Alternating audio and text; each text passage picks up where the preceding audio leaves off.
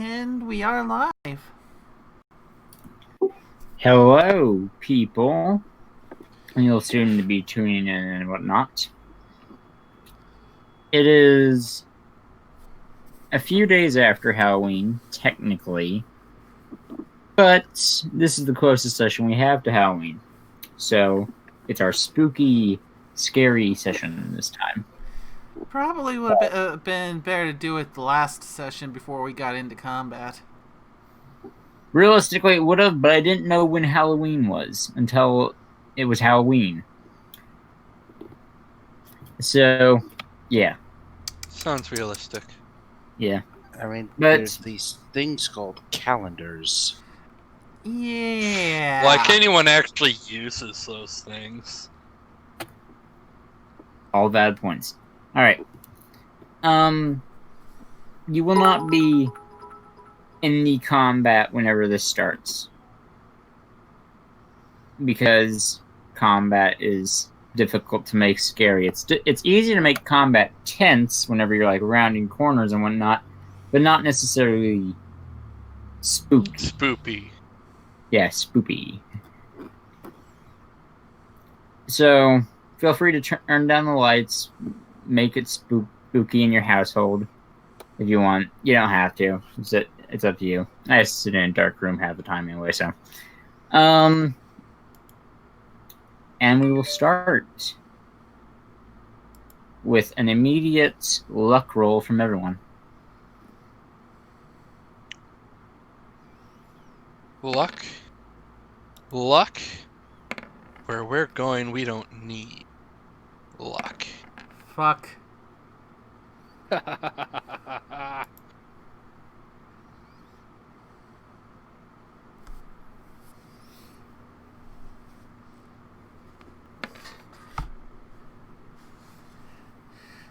We don't really need to do spooky things because we were already in the scariest thing there is. Roll 20.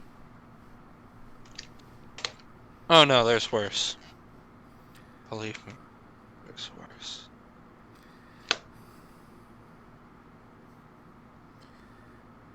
What do you mean we're on the 494 in rush hour? All right. I'll start with the people that passed their luck check. You all are in a cold environment. It's damp. The humidity in the air, more like a chilling fog. Though it's not really all that foggy. It's too dark to really be foggy, with only the lights peering in above you, revealing that you're laying on sand, much like what you were standing on whenever you were fighting the Minotaurs.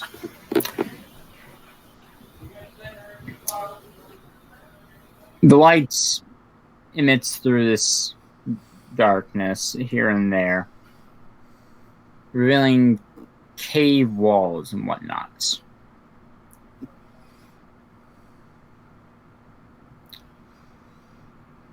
And for the rest of you that's failed your luck check, you don't see any of that. It's dark. Jean, you smell the tinge of blood in the air. It's irony scent. And you are home. Back in Equestria. Or at least you appear to be. It still seems off with a cold chill in the air. It never gets nearly this chilly wherever you live in Equestria. And the place is deserted. None of the houses that you see have any griffins anywhere in them. No barracks, nothing. And without any fire being there, the wood is turning to charred wood. As it is silent. Barry, you stand in the middle of a dark, cold wasteland. Nothing around for miles, aside from cactuses, tumbleweeds, and the occasional dead tree. And no matter where you walk, you seem to always end up in the same place. Though there is one thing. Lots and lots of dead bodies. Everywhere. Rotted, maybe they're skeletons. By this point, it's a mix, honestly. Their foul smell filling the air.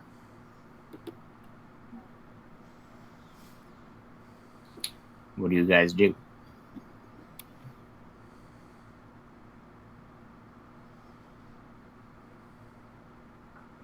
Barry, Yes. you should try and find Uncle Owen and Aunt Beru. Oh, they're right over there.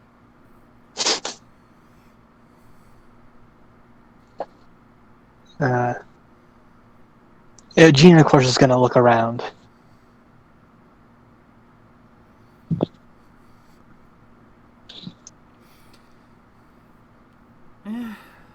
First things first. Check EFS and night vision.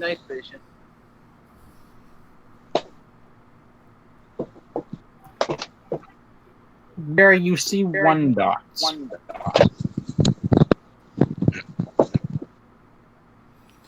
You see one dot. Misty, your EFS reveals nothing aside from your allies. But Barry's, it has one single yellow dot. Neutral.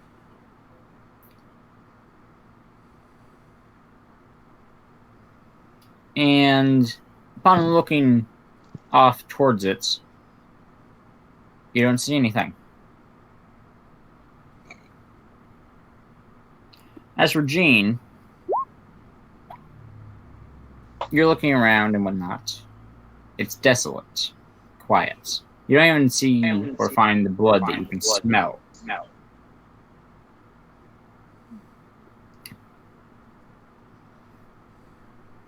And soon, in your searching, a feather falls on your head. But aside from you two, what are the rest of the party doing in this sandy cave that they find themselves in?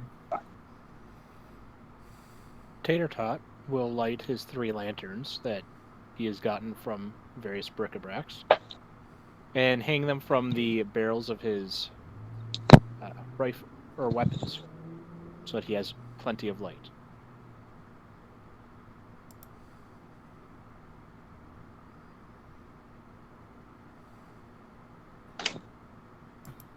All right. What about you, Misty? Well, let's see. So we're in a sandy area.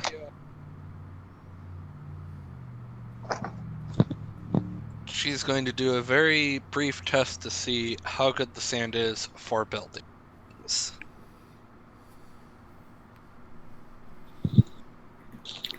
The damp air is moist and cold enough that with a little bit of water, you could probably build stuff out of it.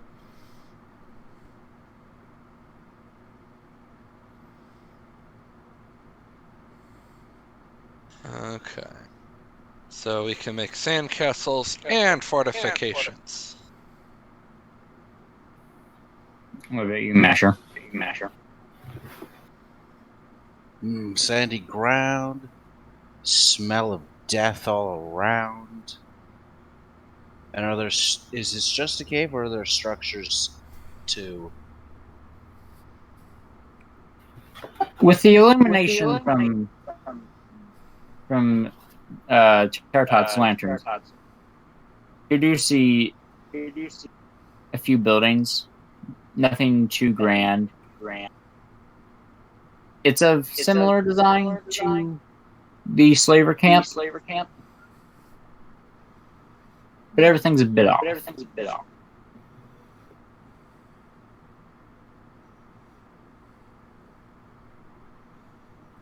Well, except for, God, it's almost like being back in Stalingrad.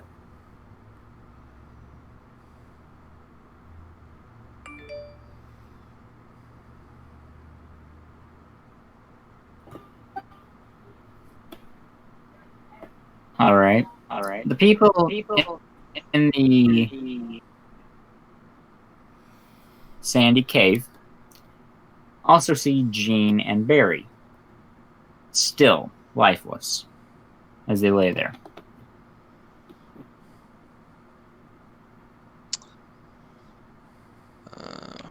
I think I missed that the first time. Sorry. Misty is going to poke them with a healing spell. Because, this is not the place to be taking a nap. Whap.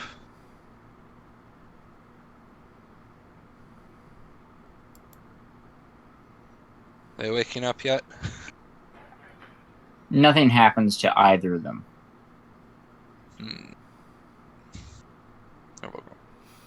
Okay. First of all, I need to update first aid.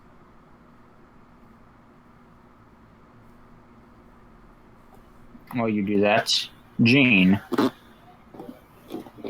back to you.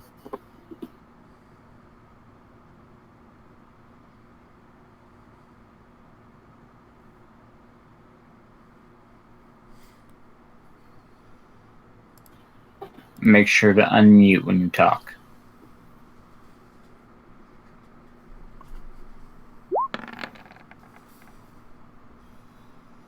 Gina's going to just look up at the feather that fell on her.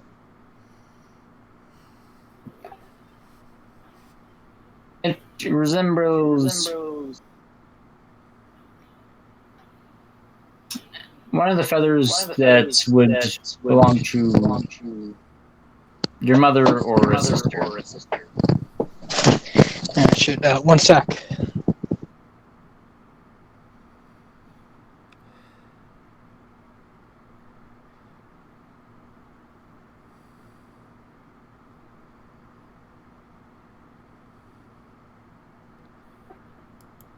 Whenever you're ready, Jean, you can just type in chat in general and be like, all right, I'm back. But instead, while I wait for you to get back from doing whatever you're doing, Barry, what about you? So, with night vision, I can't see anything. Your night vision reveals the same stuff that you can still see, though there is also a cold alicorn shape. Though it's a short alicorn, it's a cold alicorn shape. Tony, in the direction of your yellow dots. Heat vision, then? There is very little, if any, heat coming from this thing, aside from what would... There is heat coming from it, but it's not very much body heat. More this type of heat machines would generate when running. Electronic vision? It's a solid, easily outlined alicorn whenever you look at it in your cybernetic vision. It's short, I said, but it is an alicorn.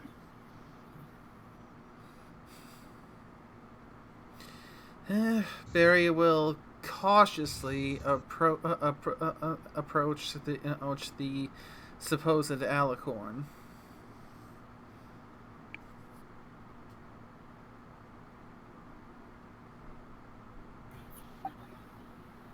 It stands there, eventually turning to look at you as you approach, sitting down and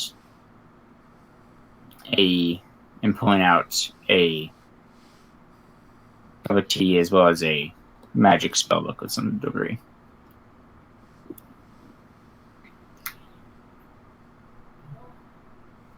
Hello, Barry.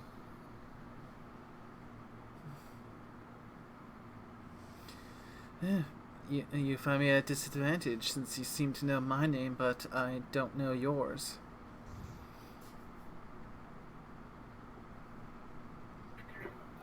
Perhaps if I change a bit of my appearance.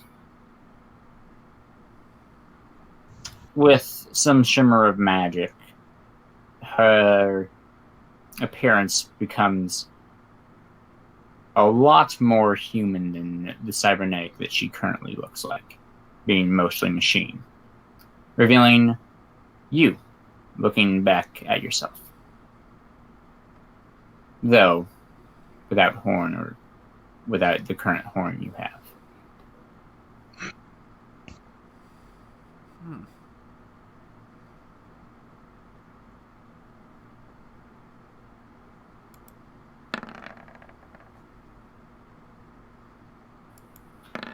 Gene, are you back yet?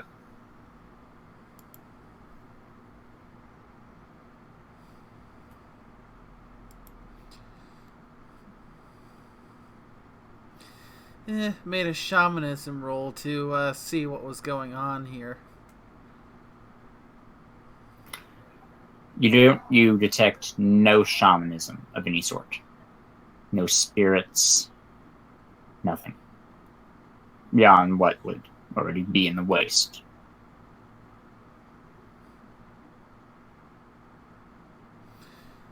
Well, this is an interesting development. Alright. Terratots, you've put the lanterns on your guns, seeing the sights around you. What do you do? Well, Misty's trying to wake those individuals up, and if they won't wake up, that's their own problem. Terratot will just pick a direction and start walking.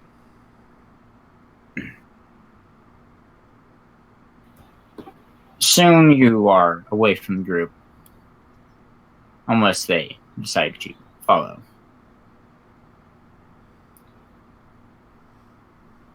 Oh no, he's trying to split the party. Someone's got to Scooby-Doo this. No! I will go after him. Because if they're not waking up, well, fine. Alright. So, Misty and Terratot, you both pursue off into the dark, quickly separating from Masher unless he too follows. No, he's going to stand watch over the sleeping ones because someone has to do the responsible thing. Alright. Okay. Fine. We're I'll doing be the responsible thing and trying to find out what's doing this.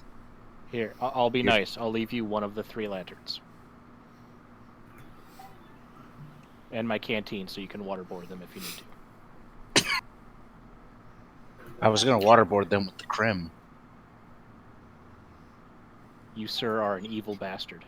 Proceed. Alright, so you and Misty proceed into the darkness. Lanterns on guns and illuminating the place. Yep. Roll perception, both of you.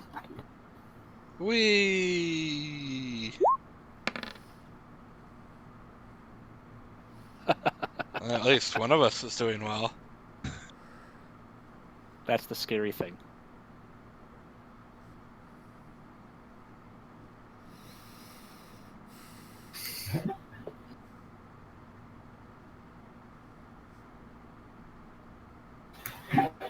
Alright. Misty, as you're trailing along, you soon lose sight of Terratot beyond just the glow in the distance. It seems like That's not very nice. It seems like you and him have somehow ended up farther apart than what you would have been at your current speeds of walking / flying. As for Terratots, this isn't the case. Misty is still right beside you.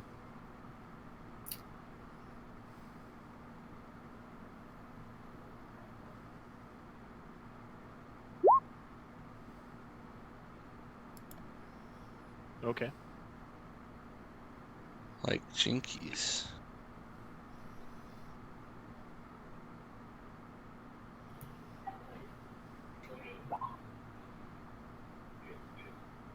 You also, in your pursuing through the darkness, check up, stumble upon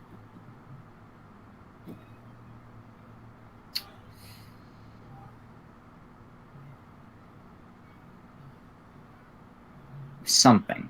You're not sure exactly what it is. Some sort of shiny rock, as best you can figure. Stone, maybe. Pitch black in color. And as for Jean, now that they're back, looking up at the feather that you had fallen on your head, it belongs to a family member of yours. That much is apparent by the color. Maybe your sister, father, one of the two, possibly even your mother. But you're more preoccupied by the other things you see falling as you look up. Griffins falling from the sky. 5, 8, 33, 100. You can't count the numbers.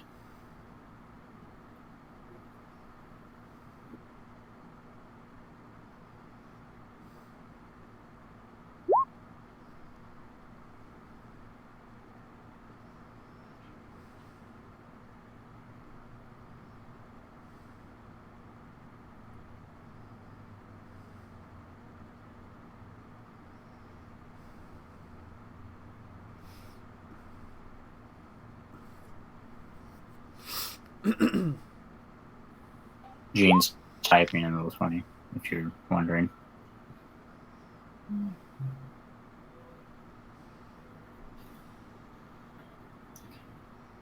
As you rush to the nearest griffin, before it hits the ground, or at least lands in your arms. But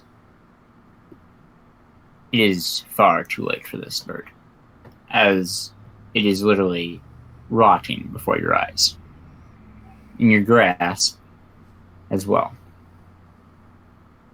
Burning, almost. Its feathers and its skin flailing into ash, leaving only its skeleton behind. But even that is turning black within your embrace.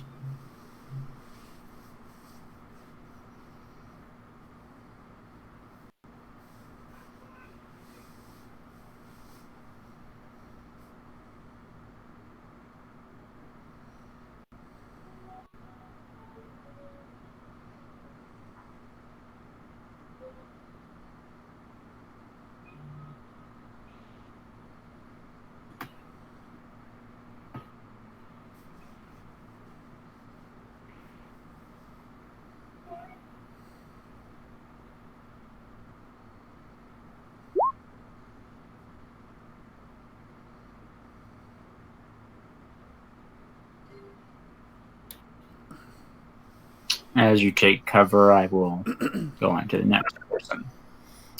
Barry, you are staring at yourself in a literal means, not metaphorical.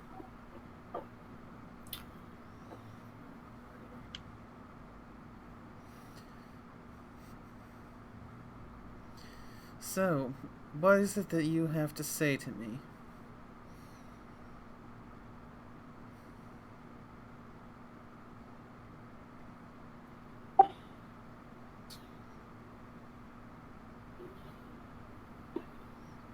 I come to more show you something. Look around. The death here in the wasteland.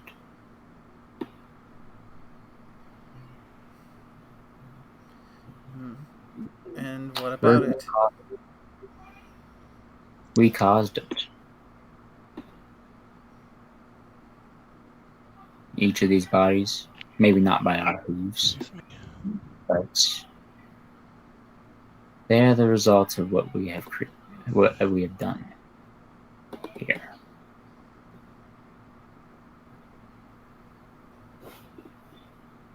This is what's going to come to pass. I am what you will come to pass. She no longer looks like her normal zebra self. Instead, fully mechanical and alicorn. Very little of her zebra self left.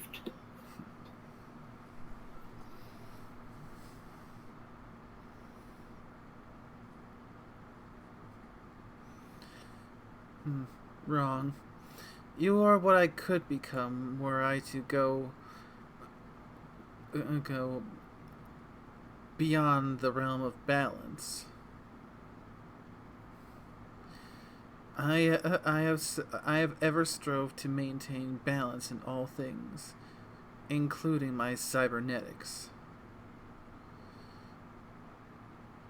You are, if anything, a reflection of what I may have feared to myself to become when I first contemplated the thought of becoming a cyborg. But I have since grown beyond such a paltry fear. I know what it takes. I still shall walk along the path of balance. I will save what lives I can.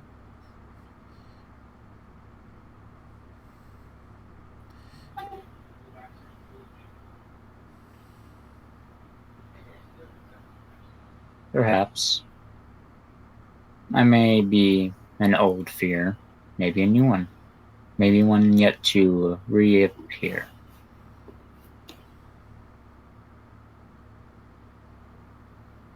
But what if you're wrong? What if part of this is correct, at least? I might not be truly what happens. But what about all the death you see here? Take your friends, for example. You've let a few of them die so far. Or just, in general, leave. That one zebra you came with? The small filly?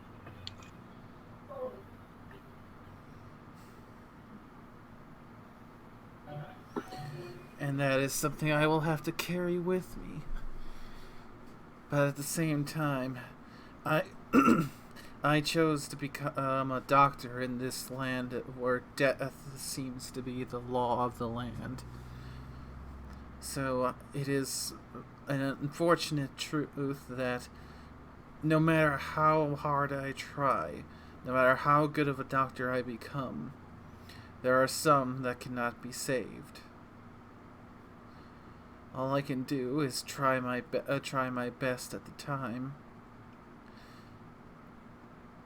And if I end up losing a patient, even if that patient is a close friend or someone close to me, then I have little choice but to move forward to the next patient. Because in this horrid land, there is always another patient. Alright, Teratot. So, You found this stone. And picking it up, you see another one, and another one, creating a trail of sticks, stones, and eventually bones, leading through the darkness, illuminated, almost glowing in their appearance. well, that's disappointing. Now this one's not special anymore. I'll drop it. And might as well follow the trail because it's something.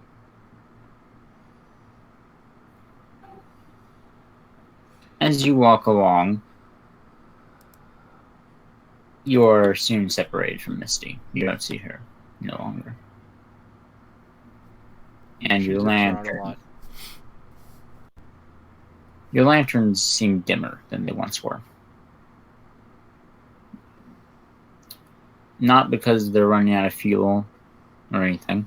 They still burn as bright as they were when you first lit them. As you come to your old house, where your parents were killed originally.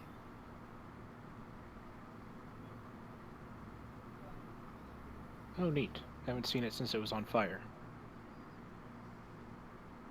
Well, since we're doing this nightmare, he'll go ahead and sigh as if kind of bored with it already and head on in, expecting to see burning corpses, or if his mind is being really weird, it'll be the piñatas again. The damn piñatas. Nothing's burning. There's no death inside. Just you, your father, having dinner. You watching as a bystander. A stranger in your own home, I guess you could say.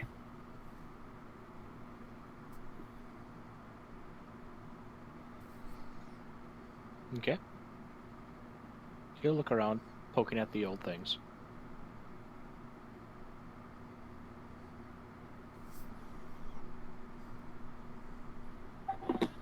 Nothing seems to react, even if you knock something over and you look away from it. Upon looking back, it's just where it was. It's a still moment in time before, well, everything went to heck.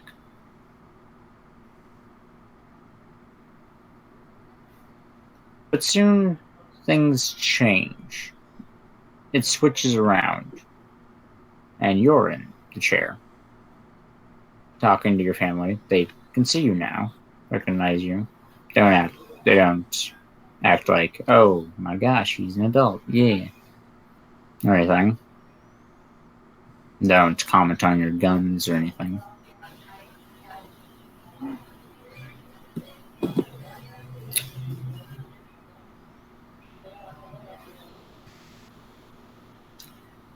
He'll enjoy the home-cooked meal while he can. Alright, what about you, Misty? Being effectively alone in the dark.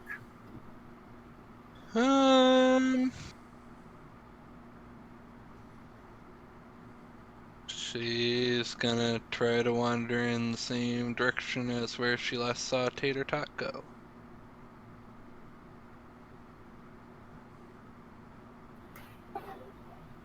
As you wander, you don't find much of anything. Nothing helping to illuminate your path.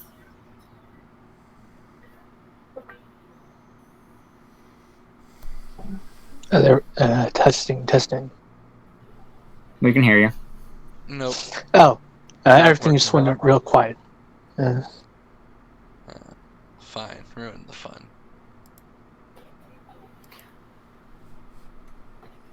And as you're wandering about, you eventually smack into a dirty window.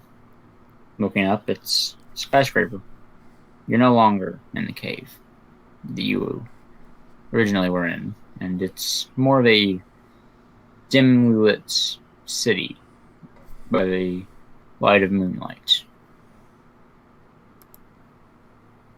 It's silent, a bit foggy.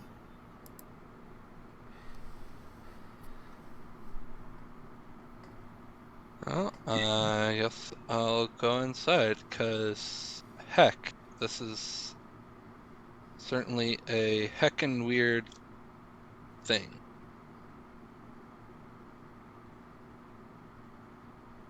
And she has never heard of a spell like this.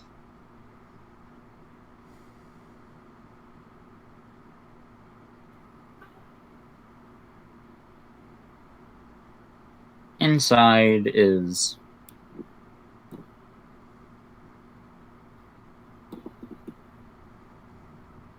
office desk from here to there throughout the building. Formulaic. Pristine. More than they would be dirty in the normal wasteland. Much more pristine than what it looks like on the outside. Aside from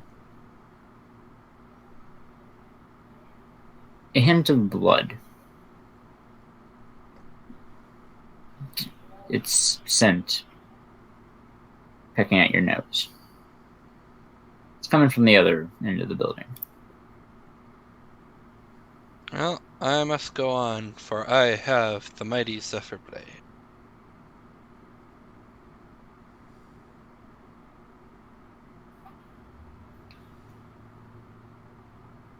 As you round one of the desks and finally get to where the source of this is coming from,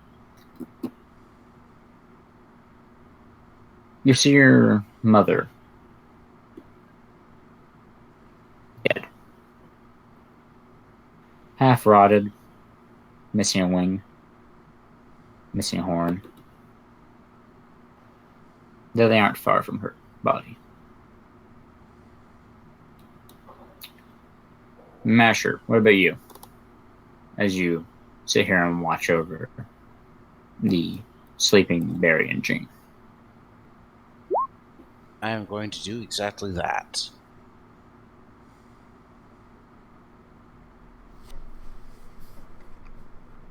Will it work? Will it not? I know not.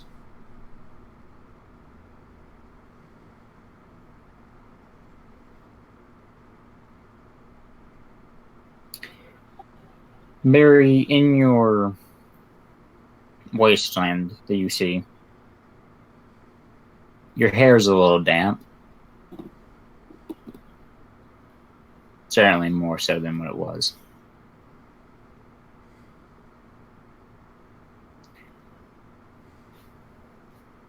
And for Masher, nothing happens when you pour it on them besides just getting them wet. In that case, nothing to do but sit and wait, make sure all the guns are loaded.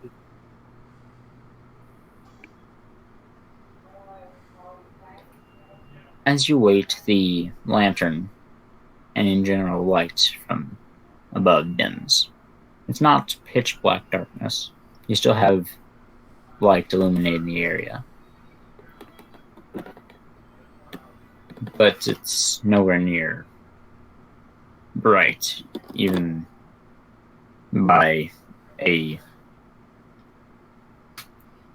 broken flashing lights standard. It's nowhere near bright.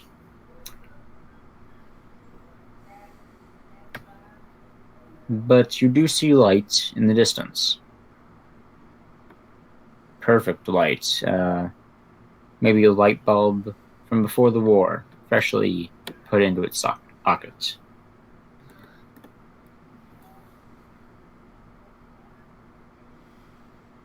Huh.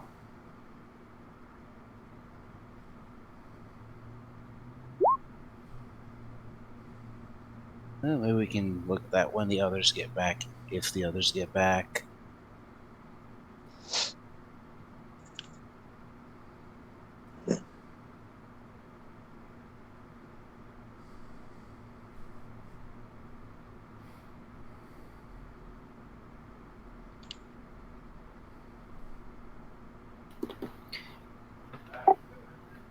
As you fly, Jean, inspecting the bodies,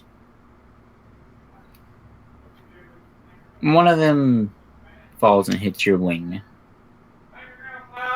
making you forced to land. And looking to it, it's your mother. Though, she still has a bit of life in her eyes as she stares at you, trying to say something. Her throat is already begun to turn to ash and whatnot, her vocal box, unable to even muster sound.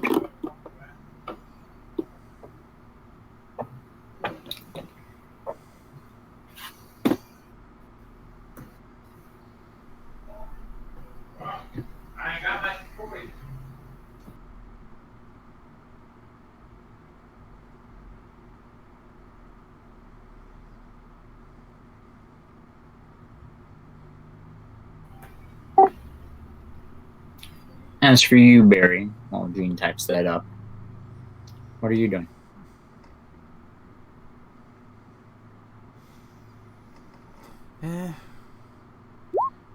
Just waiting to see what this apparition of myself has next to say.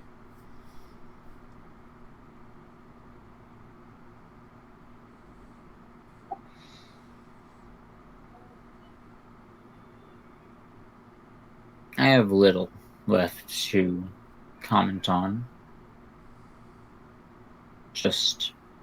I'm just here to give you that warning, that message, I guess.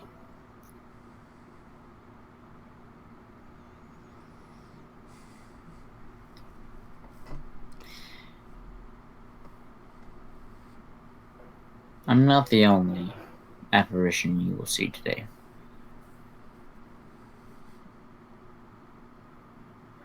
You're also not the only one experiencing something along these lines. I anticipated as much. Considering that, but judging by how my mane suddenly got all damp, I'd imagine at least one of my companions is trying to wake me.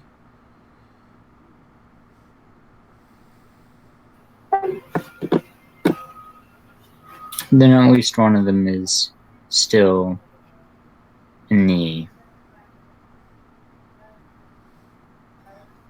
I wouldn't call it physical plane. I wouldn't call it the waking world. It could just be a coyote peeing on you. I mean, I hope they taste better than that. Some of them are that bad.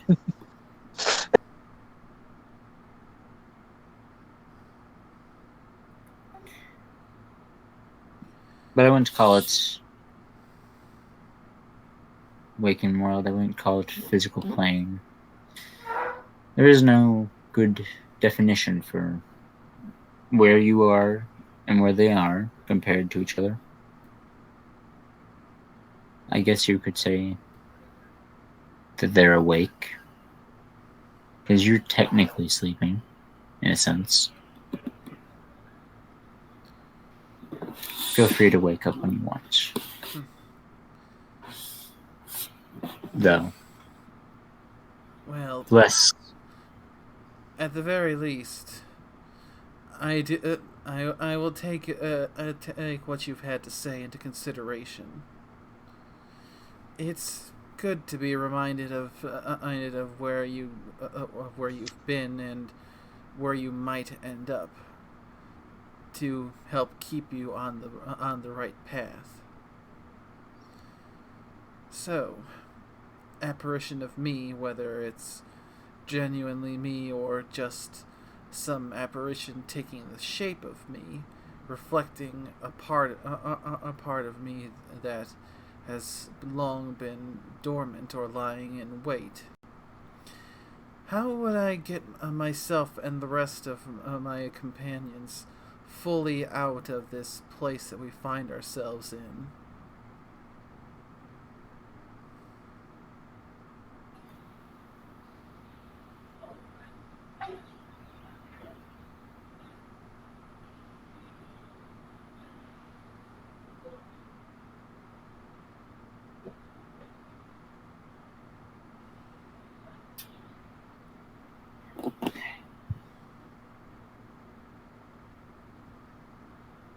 Blood must stain the ground where it all comes from.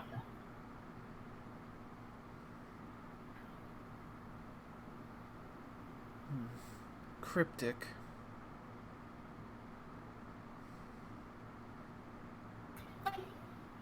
Well, you know. we zebras tend to rhyme.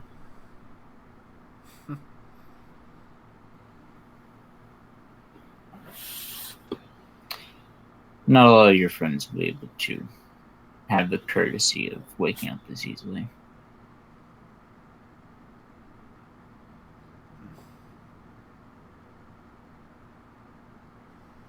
But you are free.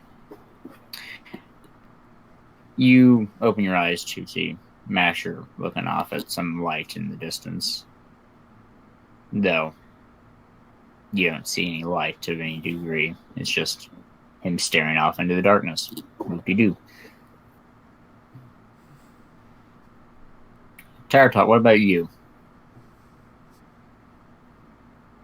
Unfazed in this house of yours. It's a familiar nightmare. Something he's seen hundreds of times. So he'll enjoy the little bit of comfort of his mom, Marpa's last cooked meal before the horror begins.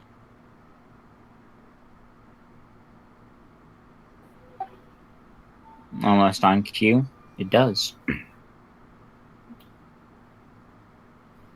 And as you watch it unfold and relive it, something you've seen plenty of times, comes to term with, even avenged, technically.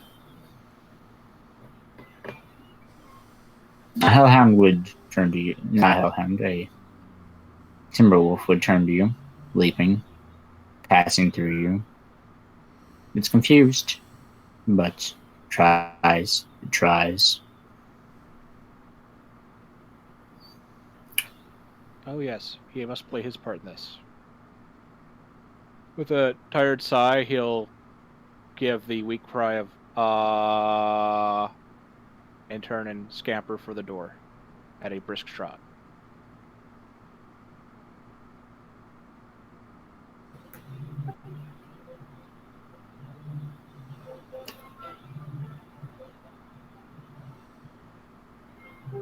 The nightmare, while it does end, you're not scared, you're not any of those emotions that may have came when it initially happened.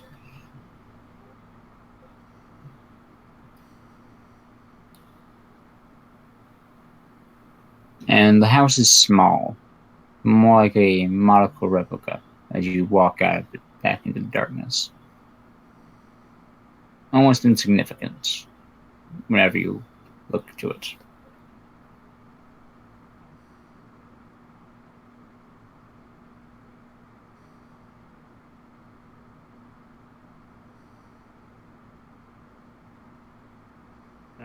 He'll look around and see if there's still a path.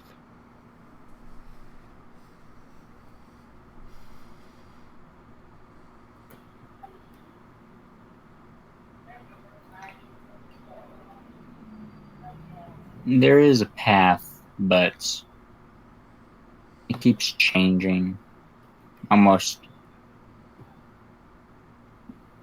irregularly. Not sure where to lead.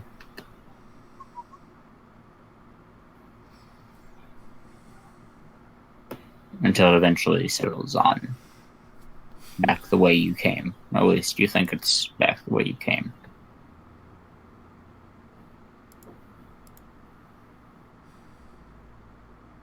And with a shrug, he'll start trotting along that path. Alright, Misty, what about you?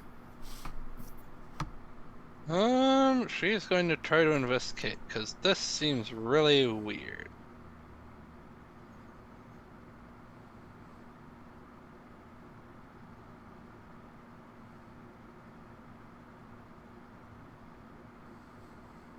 Because, like, if the wing and leg or whatever are just, like, right nearby, like, that doesn't make any sense. She would have been able to heal that. And if she were in such a state that she couldn't heal herself,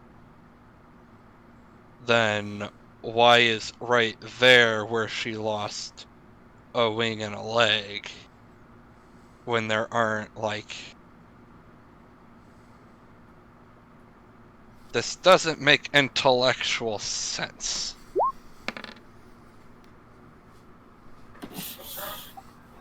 At your self-rationalization of the situation, said leg and wing will disappear, going farther away from where the body is, making it seem more, if still not completely plausible.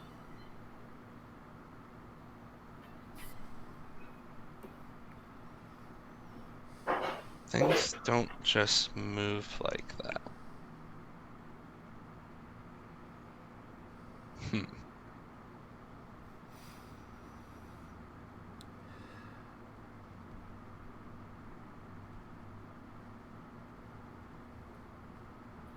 She's gonna start looking around to see what is controlling things.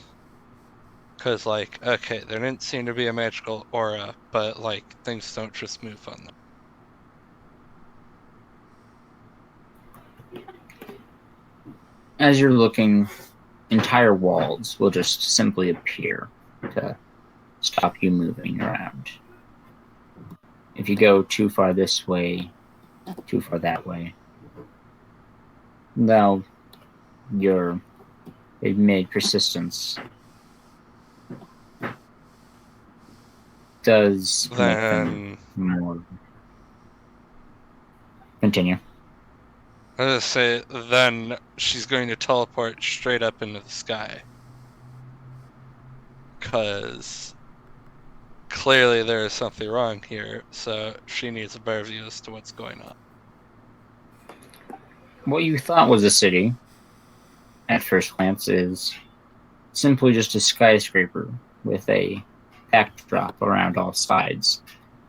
Though it does rapidly try to expand to be more convincing from a bird's eye view.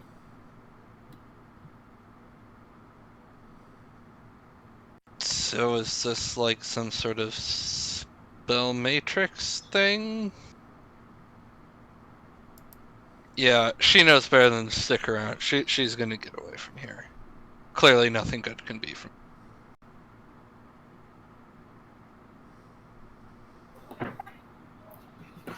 She engages maximum warp with her wings.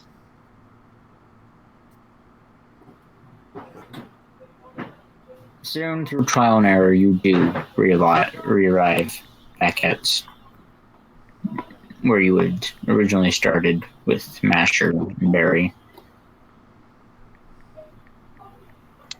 Alright.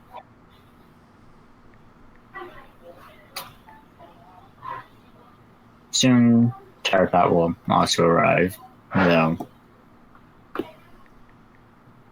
he is more led by a path, or at least he seems to be led by one, considering that he's snaking around and you see the light moving from side to side, curving in random spots for no reason. Well, seemingly no reason.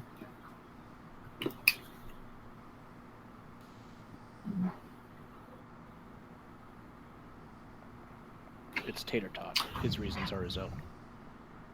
That's fair. And it's much easier. What was that roll for Misty? What, you only just... What do you mean? The last roll you made, was that like detect magic or... That was her intelligence roll to go, yeah, this doesn't make any logical sense. Oh, well, yeah, I'm sorry. I wasn't in roll 20 at the time. And it only rolls whenever I open up a tab. A likely story.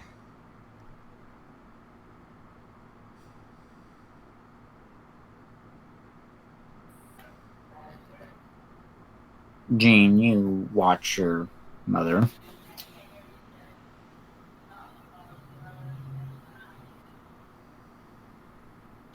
She tries to say something to you. tries to say something to you, but as stated, no sound escapes her beak.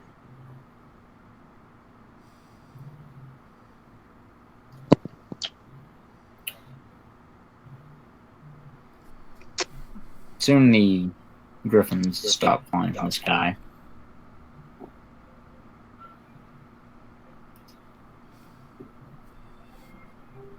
But even their bones disappearing, rotting, whatever. She still remains,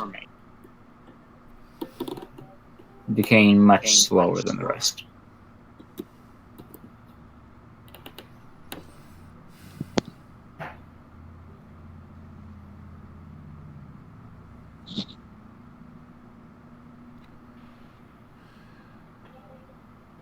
What do you do?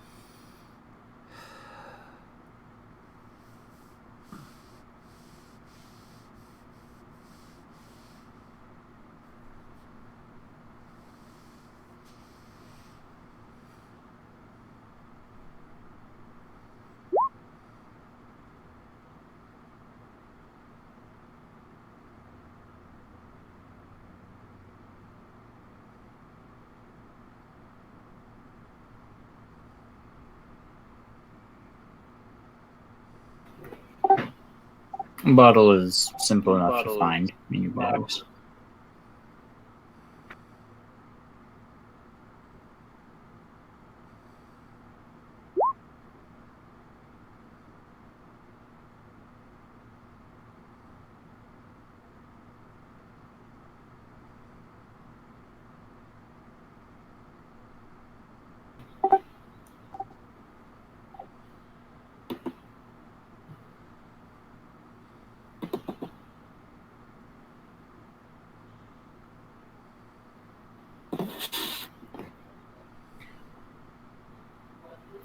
As you're drinking and whatnot,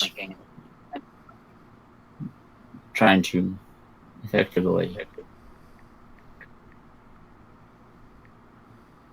deal with what you're seeing.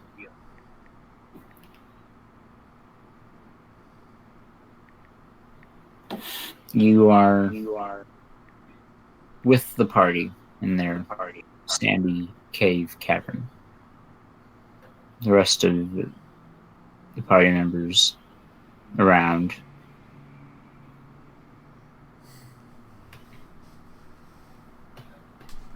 The lights are still dim, despite any reason saying that they should be full of fuel.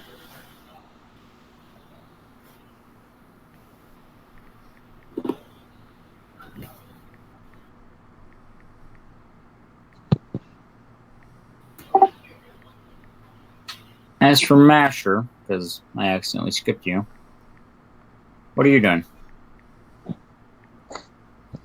Well, as the other two, I assume they're coming back, or have they not yet made it? They'd be back. Yeah. Did you find anything? Just apparitions with cryptic clues.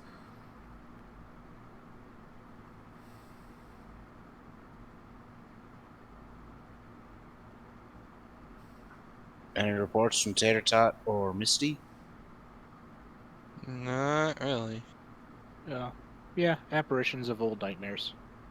Really old nightmares. Reruns really do get boring after a while, don't they? Yeah. The Master will look back at in the direction that this light supposedly is.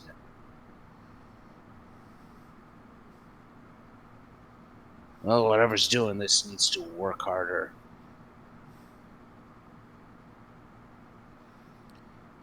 At the very least, use some new material. Yeah. Any of you seeing a light off in that direction, or is it just me?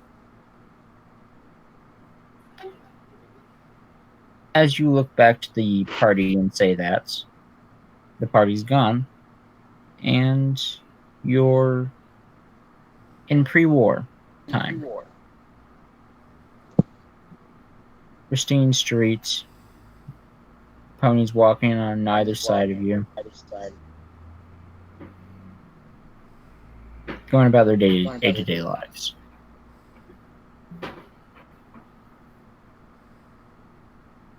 You're outside of your home. It has your name on it, though you've never been here before.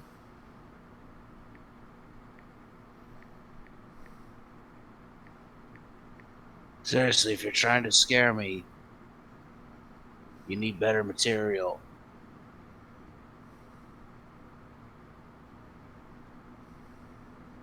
He says up at whatever the powers that be are.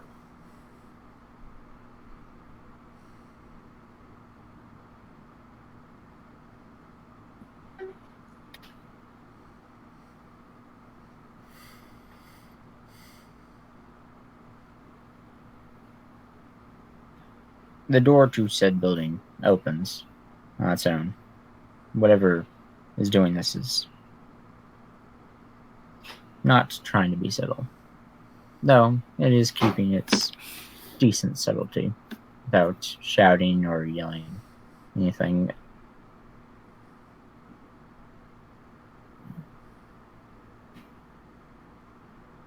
Inside is, despite the building being very tall, it's just one story inside. Guess it's meant to blend in with the street outside and the other buildings.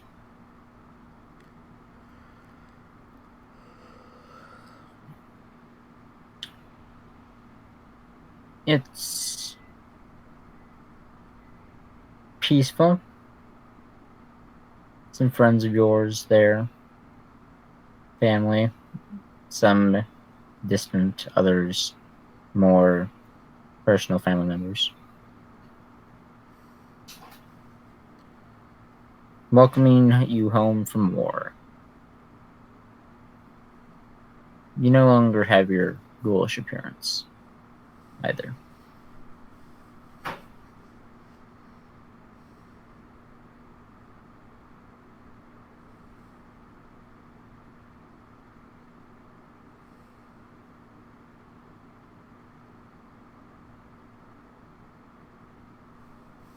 I suppose he'll go in.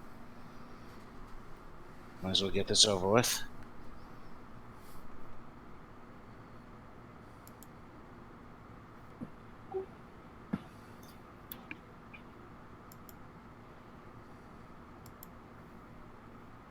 There's cake, alcohol, various things. The cake tastes like an actual cake from pre-war. Okay. You have to say these details.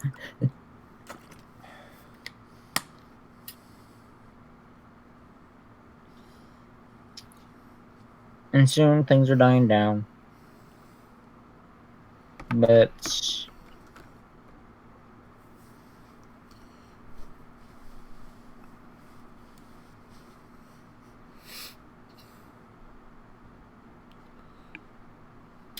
as you're just standing there, chatting with friends and whatnot, long dead friends,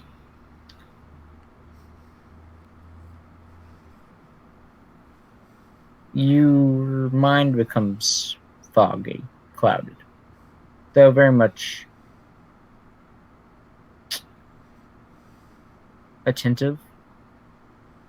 Your ears more sensitive to the things going on around them.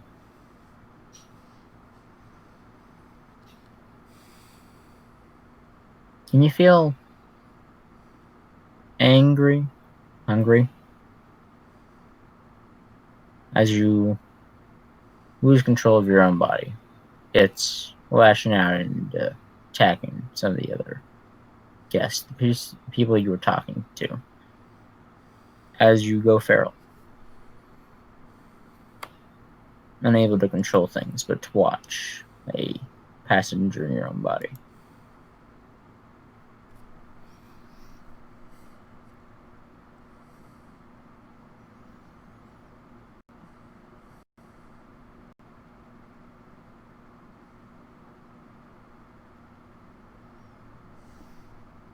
Switch your games.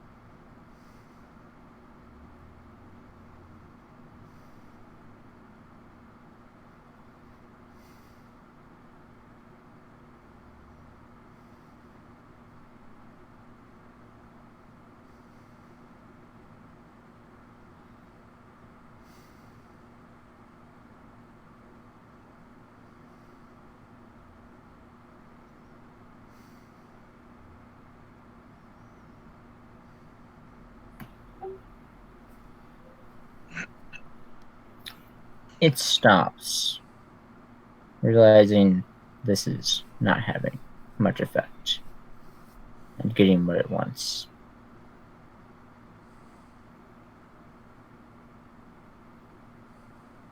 Instead, you're brought back once more, looking back at the party and everything.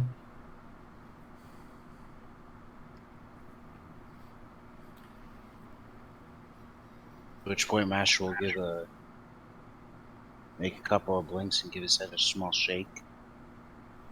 Yeah. Old nightmares. Yeah, these apparitions seem intent to try and scare us.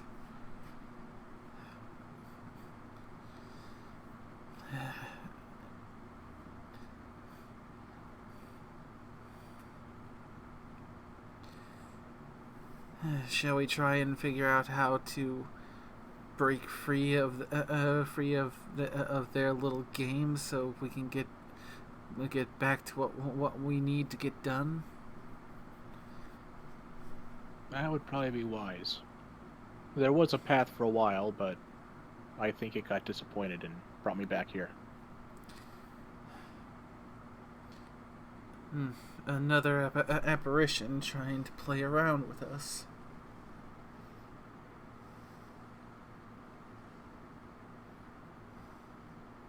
Misty, did you see anything weird? We got separated for a little bit, I think.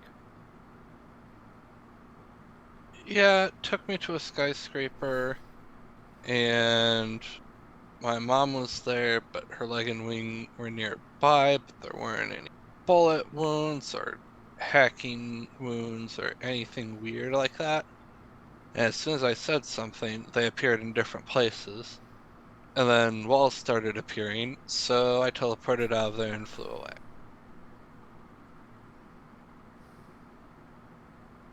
Well, your magic works. I wonder if the benefactor is just trying a new trick.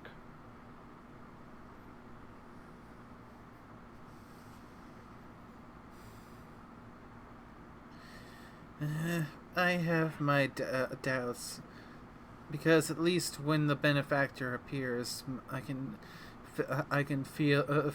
detect his nonsense with my Smarmy. shamanism.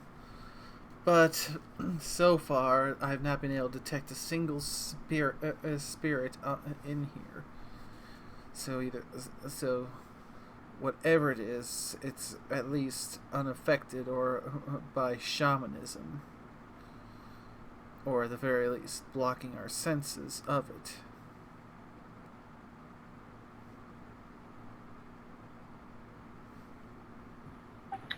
Barry, you get a tap on the shoulder.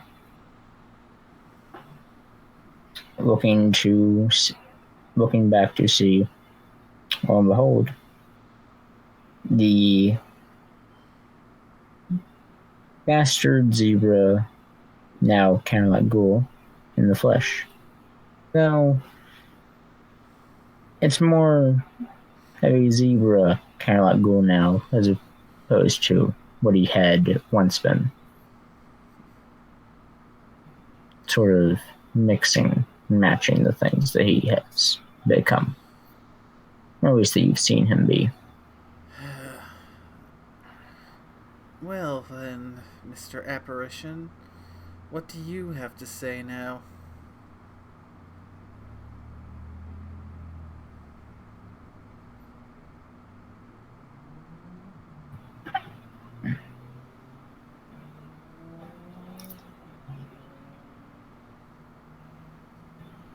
Can't we just have a little bit of fun?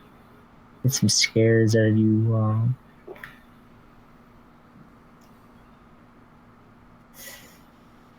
There's not much Is that that what those were scares supposed you to guys. be? Maybe.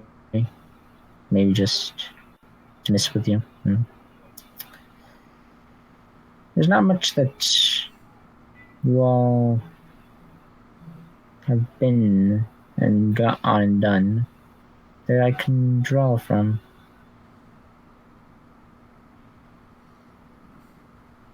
His family died, he barely reacted. That's because I see that at least twice a week. Hmm. I mean, after a decade or so, you kind of get numb to it. Kind of like if you keep falling off a cloud, plummeting to the ground over and over and over. Pretty soon, screaming in terror starts to get kind of boring.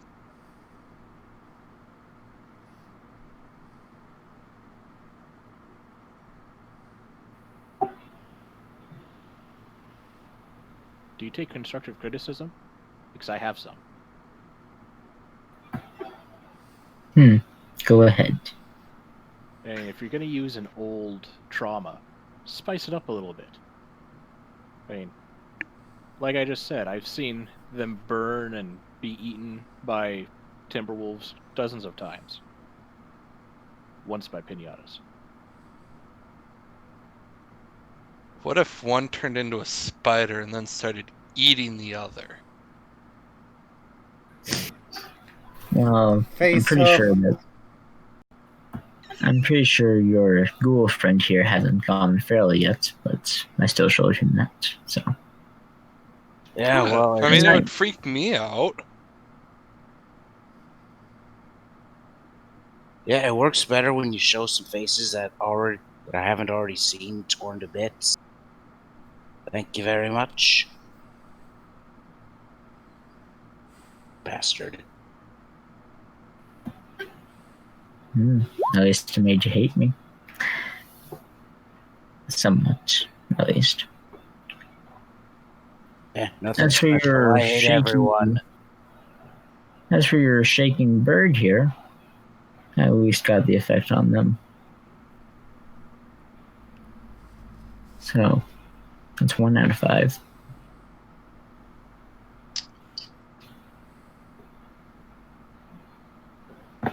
Yes, because 20% success rate is something we should all strive to. Verily.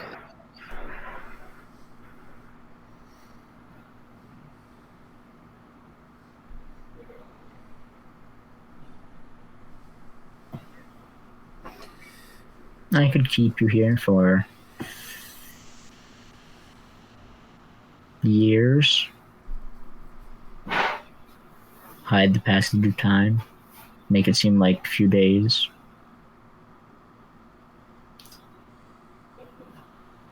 Come up with new horrors again and again. I mean, only until I figure out a way out of here. Because, with magic, there's always a way around it. That's why unicorns don't rule the world.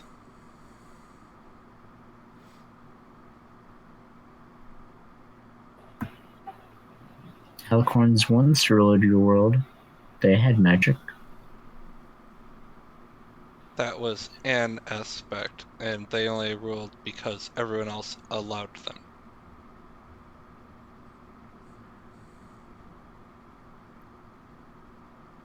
Todd will give himself a little shake. Grab the mighty Zephyr Blade from Misty, and then just poke the apparition. Zephyr! Terratot, I'm not a pinata. Of course not. There'd be candy at this point if you were. Absorb it, mighty Zephyr Blade! Enhance in power!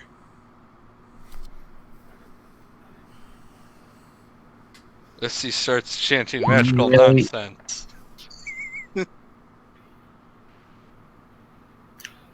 She tries intimidation! Oh, wait, if I'm trying to do that intimidatingly, I suppose I should actually, roll intimidate. Okay.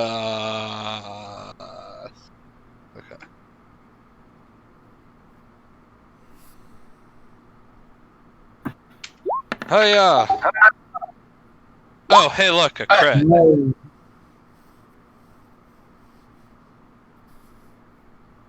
That's in my crit range.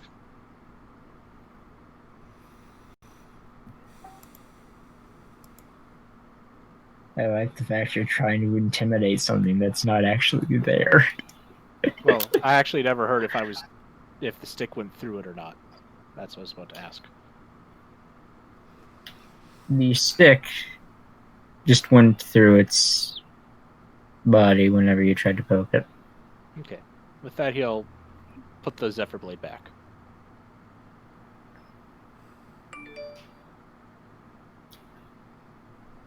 Oh, the fear. I'm definitely afraid of your stick.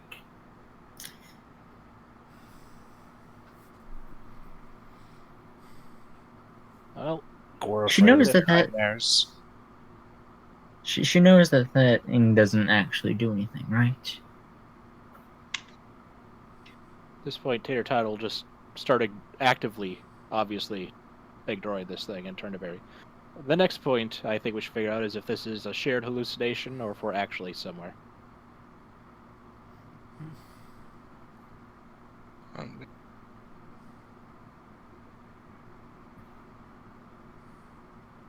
mean, illusions are quite possible through a number of things, so...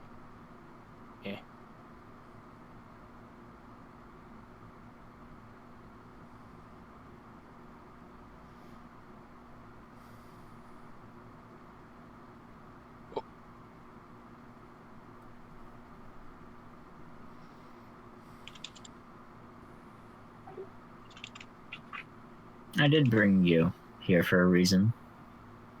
Beyond just trying to scare you.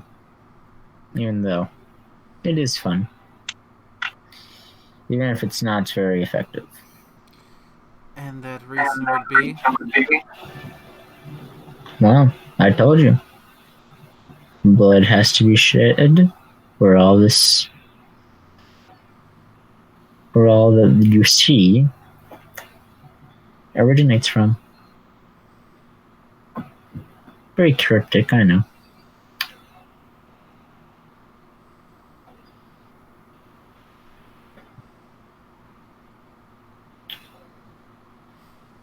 Do you know of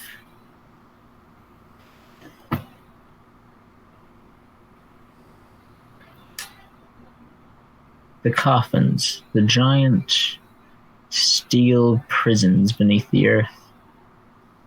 The ones so many have died in when they were lied to, said they'd be kept safe. The stables.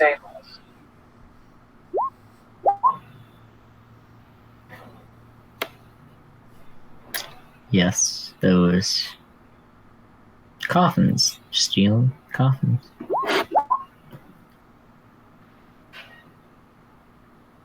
There's one in this cavern, this chasm in the earth.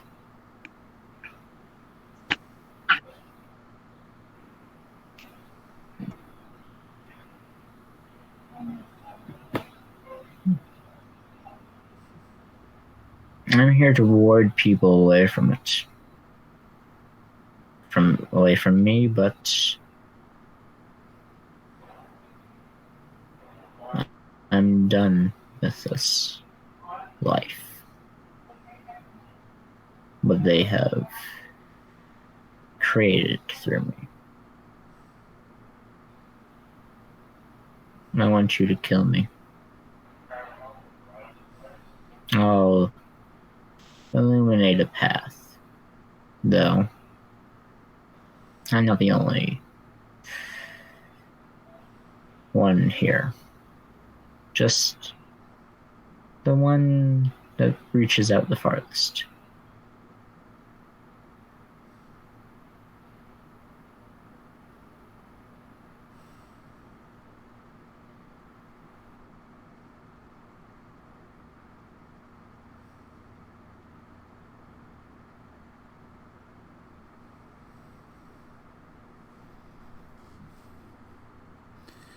You certainly have a strange way of asking for help.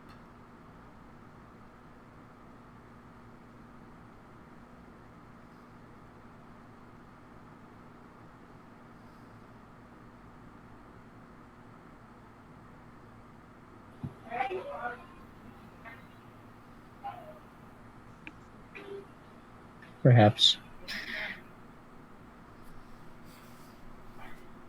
It's also a good way of seeing whether or not anyone has actual mental fortitude.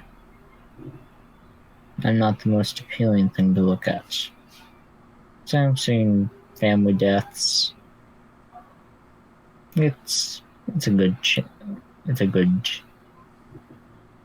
prelude to my general appearance. Among my other sisters, of course.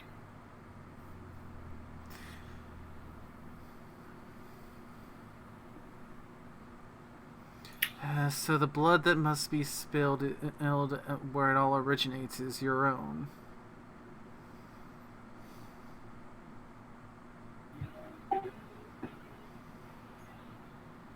Yep. Pretty simple task, though. Some have turned down my offer, even if they got to me. They were free to go, but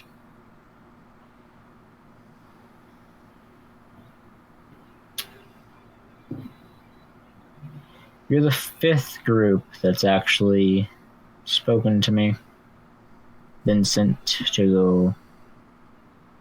by me to kill you, but yeah.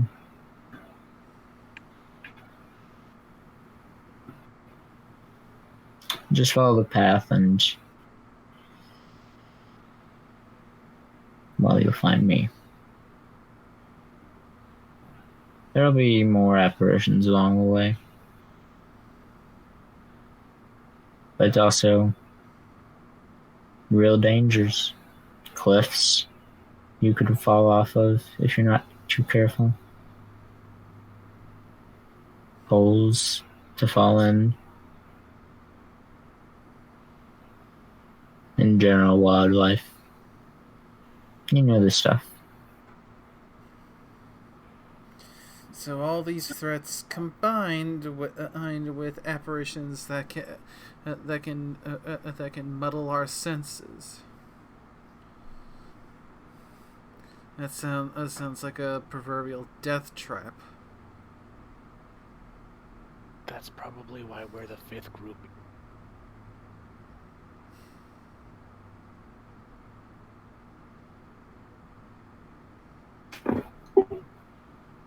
That was kind of my thinking.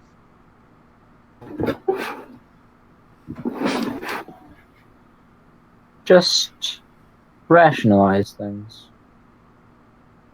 Fight what attacks you, if anything.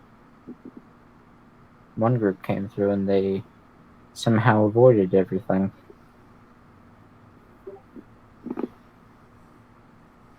I think they were a group of Enclave soldiers. Maybe Steel Rangers. Well, I know they had power. And even they wouldn't do what I asked, so. Simple task of blowing out my brains. Bleh.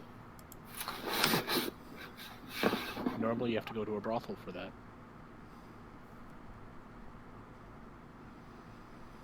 You have to go to a what? For why?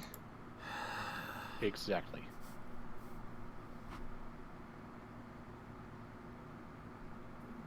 Okay. The thing is, I shouldn't even know what a brothel is, yet I do. Thanks, Stable Tech.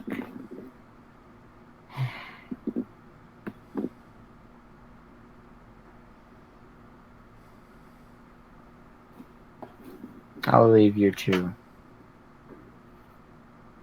make a choice. Leave or kill me. Either way, you walk in the same direction. The apparition fades, revealing a well-lit path that snakes around, possibly going around buildings or pits that are unseen in the darkness.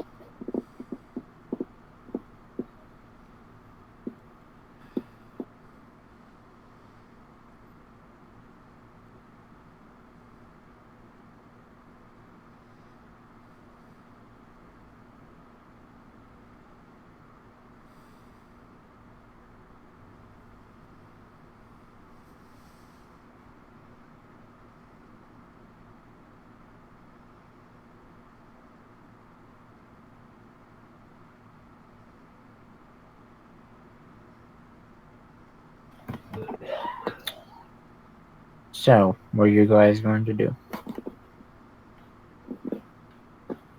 I mean, I got no problem with putting a bullet in his brain, but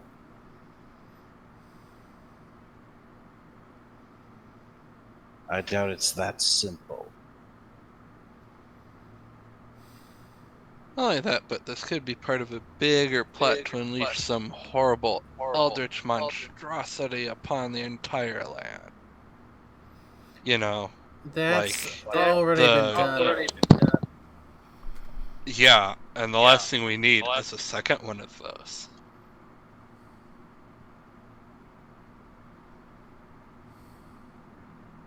Because on one hand, sure, maybe they might fight each other. But what happens if they decide to join forces? And then all of a sudden, horrible, evil babies start appearing.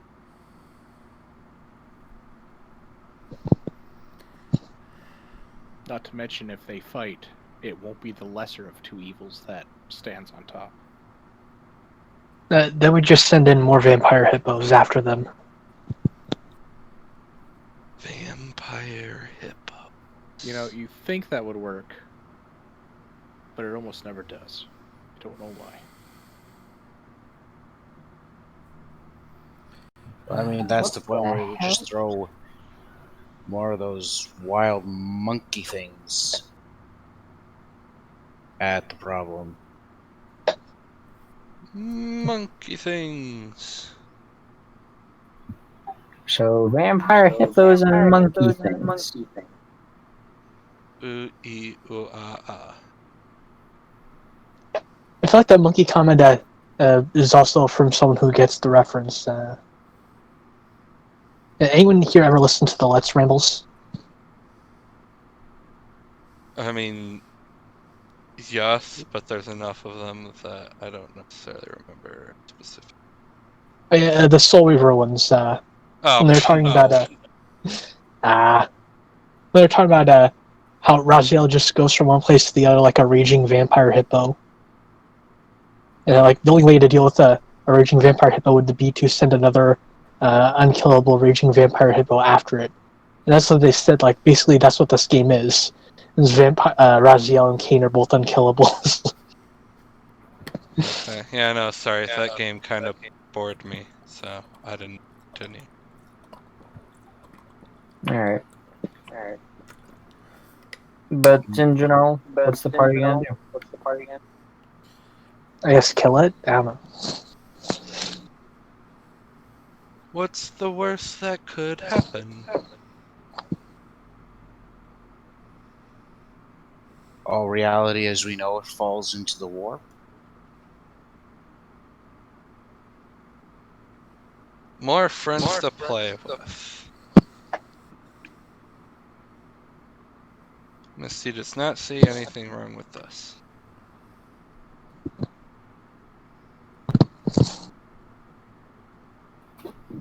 Alright.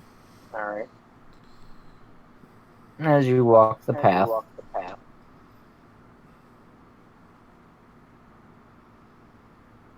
it's winds and curves.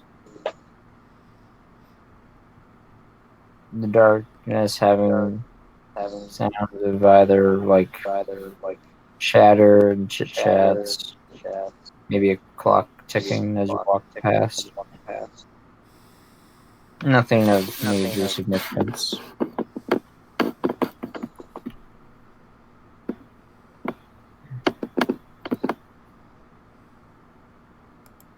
There are a few red dots on EFS, though.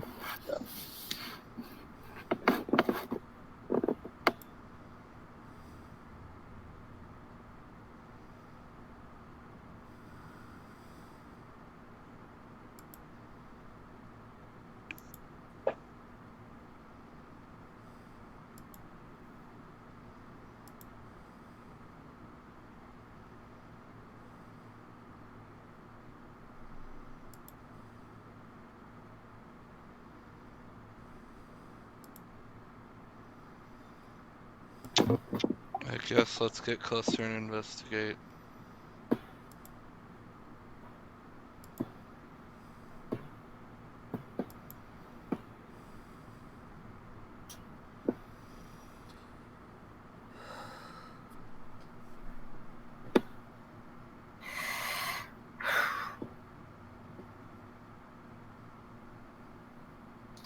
It's desolate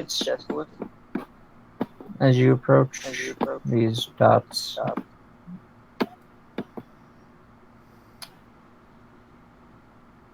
Quiet and cold like it has been.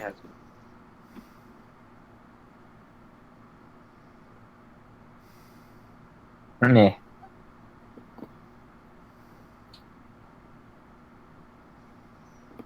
There's nothing actually there whenever you reach the dots.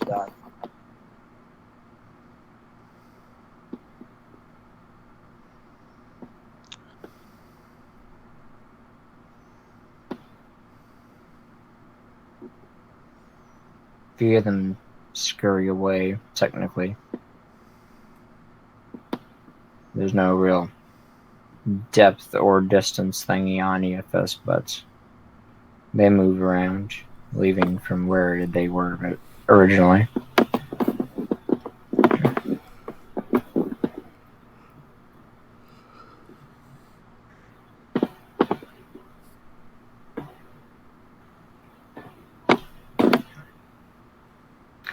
You come up to a door in the path. And looking back, the rest of the path is just gone. Leaving you all there.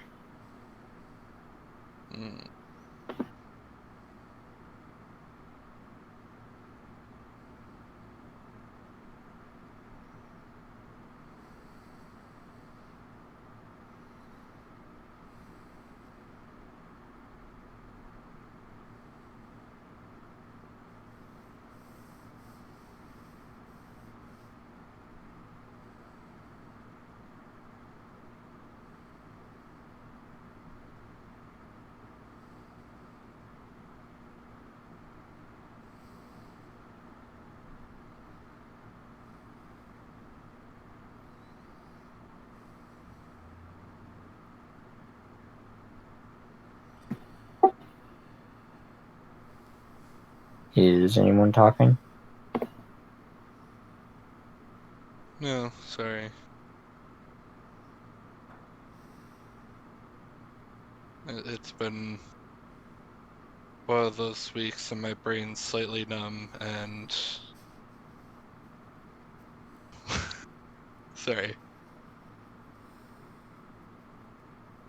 Yeah, not really sure what to do, but just keep moving forward. Yeah.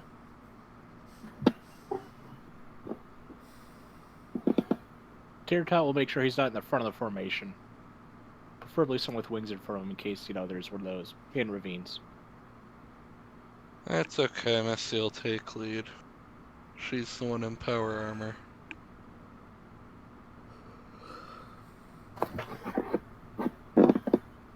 Though she really should get it painted now that she thinks about it. Again. That'll cost $18 in the atomic shop.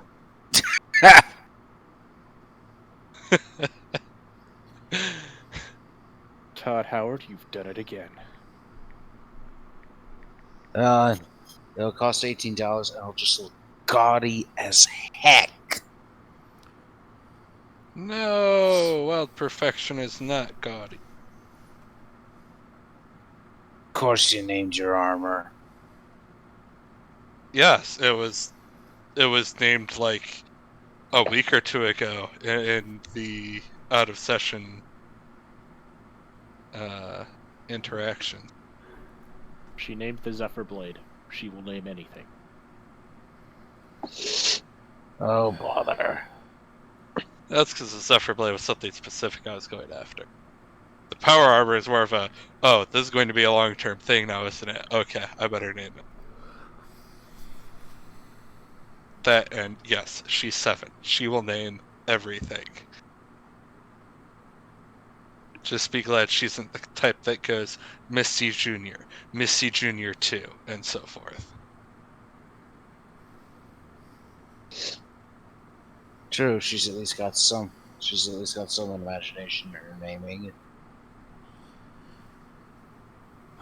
Misty has some class with how she names things.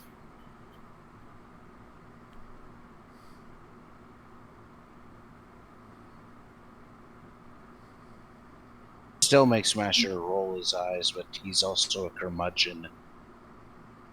I mean, she named Empress Pixie Sticks, so, like, you should know what the culmination of the most perfect full name is.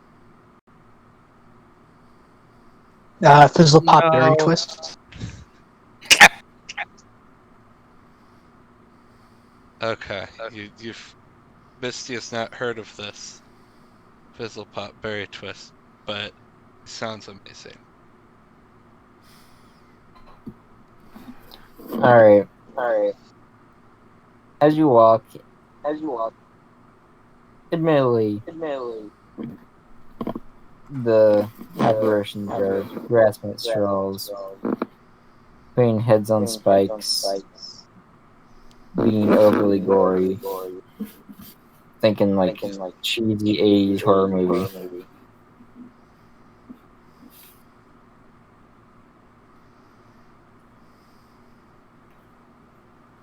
You eventually arrived at what is a stable door, though there's no walls or anything. Just a terminal.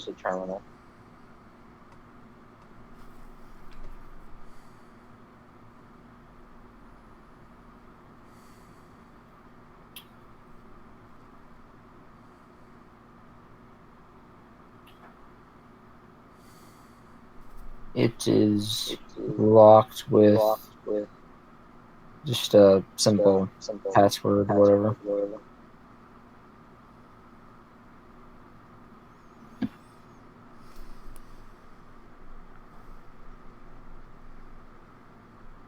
Okay, sorry, did you say a locked terminal or a locked gate? Terminal. Okay, so... Barb Dick Knock is not going to work on this, but Misty can always try randomly booping the buttons if no one else is going to. Let the one with a high hacking and matrix do it. Well, then do it.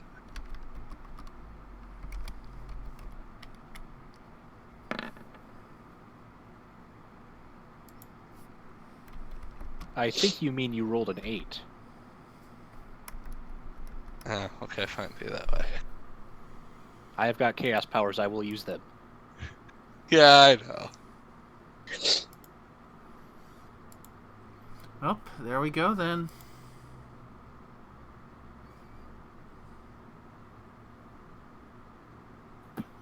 The door swings open in its typical fashion. Well, actually, no, it doesn't. It opens like a freaking wooden door, which is just all kinds of not like accurate, but hey.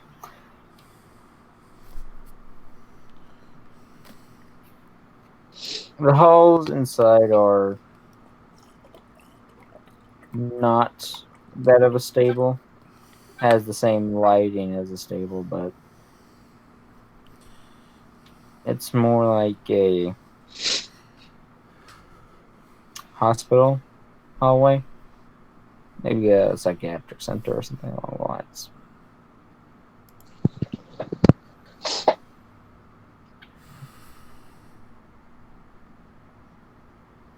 It's damp, cold,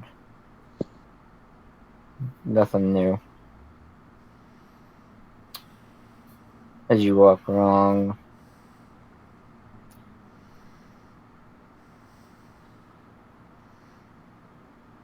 hearing cliff steps in the rooms beside the hallway.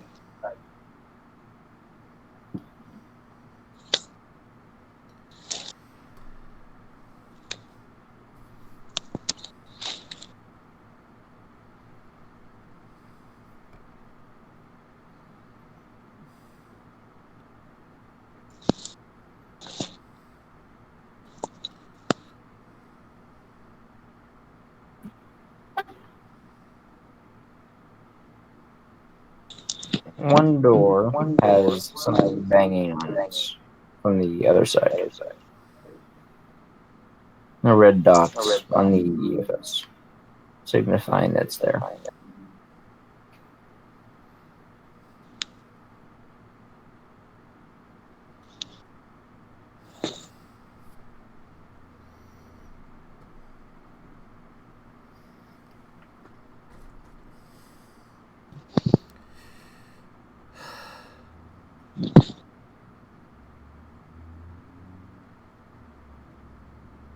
Well, we can open it, deal with it, pass it, and hope it doesn't go through.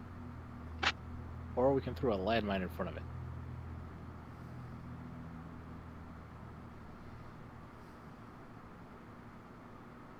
For that bottle cap mine?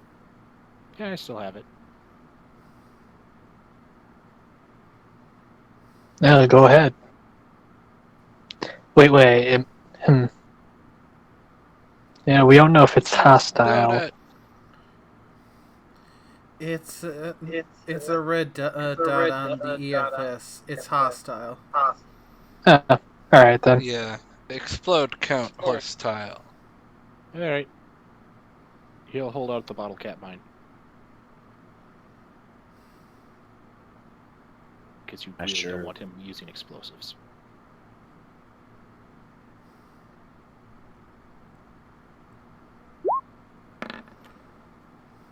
And Masher will set it. Excellent.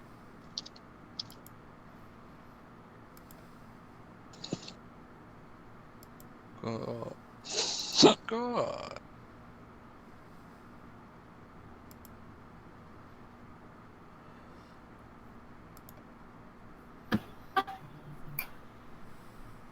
The door continues banging as you walk past, and eventually you hear the landmine go off. After you've rounded the corner and continued on. There are more doors like it with one or two dots behind them. Some of them yellow, some of them red. Do we hear anything behind us after the mine goes off, or is it just, or is it dead, whatever it is?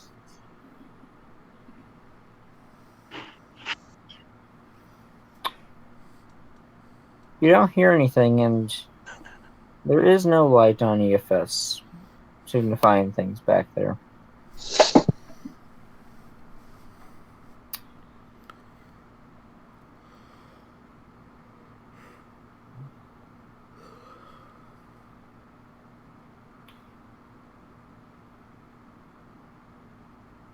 But there is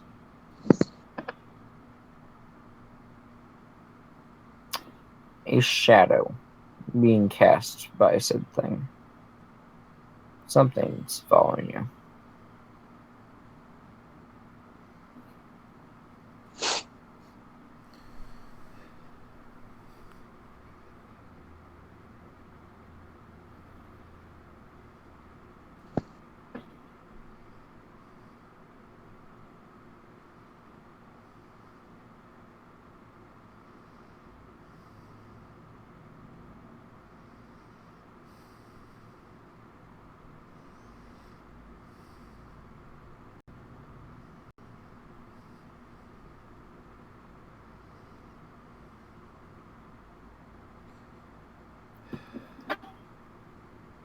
As you move forward, there is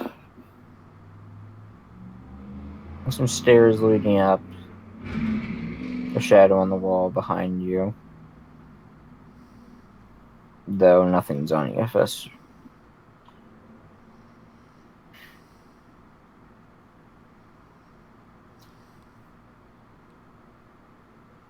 The stairs up are no longer similar palette to what you have in front of you, instead being more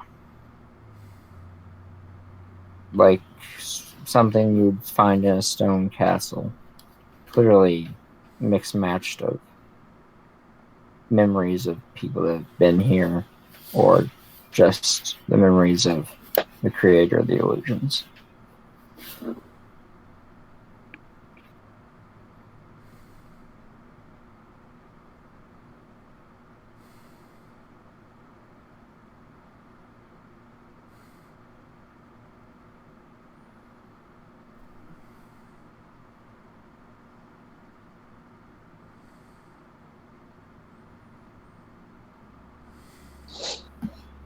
I guess we go up them.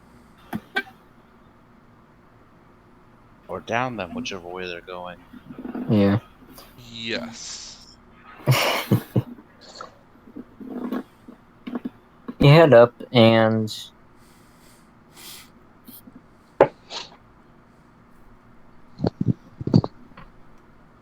it's hot upstairs, as opposed to the former cool that has been throughout most of this place.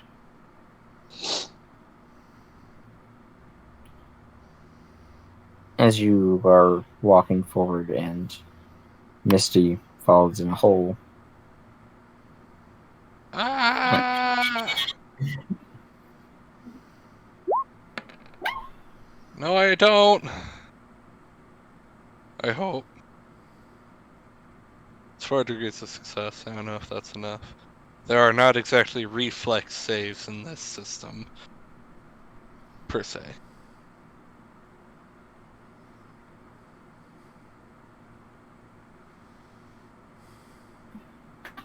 I assume that was an agility roll. Yes. Yeah, that should be good. She flies back out and into sight again, effectively phasing through the floor.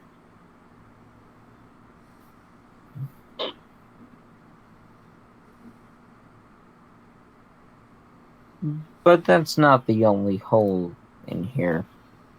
As you see, something is really phasing out of holes around the room. But there's nothing that you actually see. Not even EFS has any readings.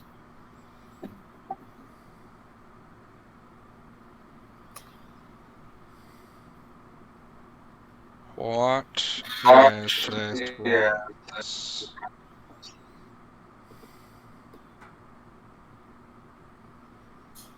You count 3 things coming out of different holes. 2 of them out of 1 hole.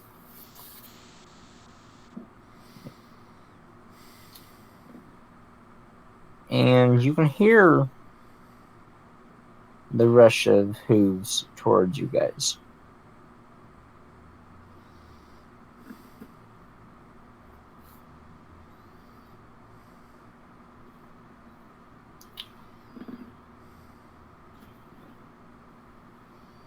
There is no subtlety in it. And who is leading the charge, Misty? Yes.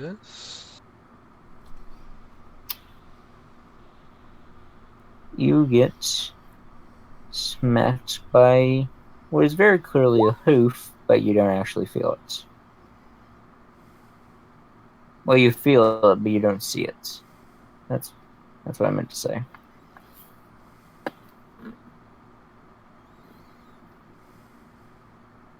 Huh. And I will let you roll initiative.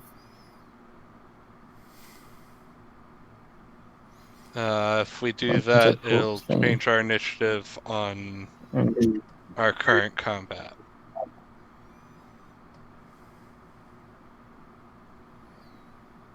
So I'm not going to do roll it, but don't put it on the thingy. I'll keep track of it myself. that. That means I have to look it up. You jerk. Just don't select your token when you roll it. No. Frick. Why do I keep rolling low on initiative? I don't know. That is low.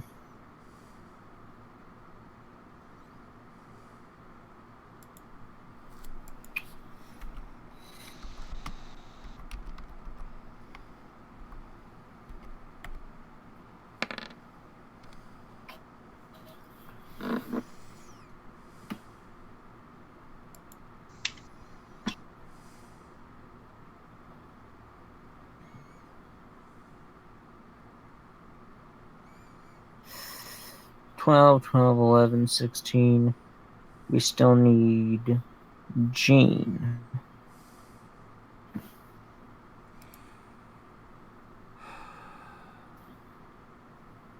1 second.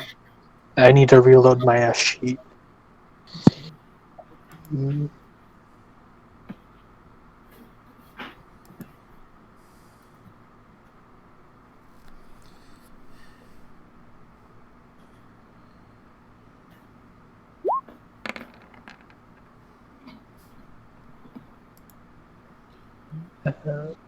Are you rolling initiative? Yes, but since we don't want to override the initiative from the Minotaur fight, since it's still Alright, going to technically... D10 plus 5. Yeah, 13.5.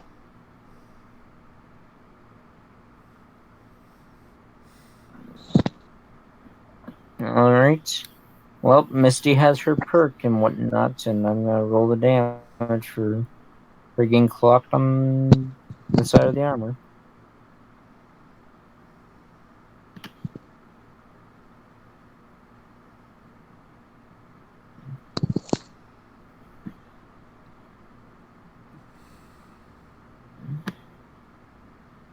Paste.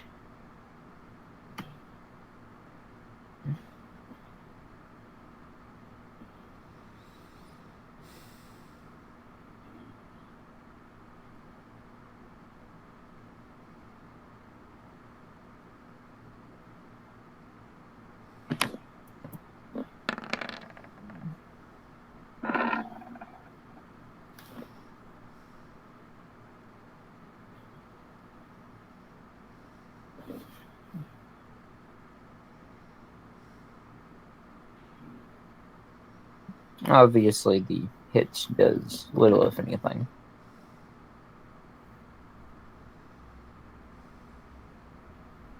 And it is the rest of your elves, like, if the entire parties go, technically, because Misty perk.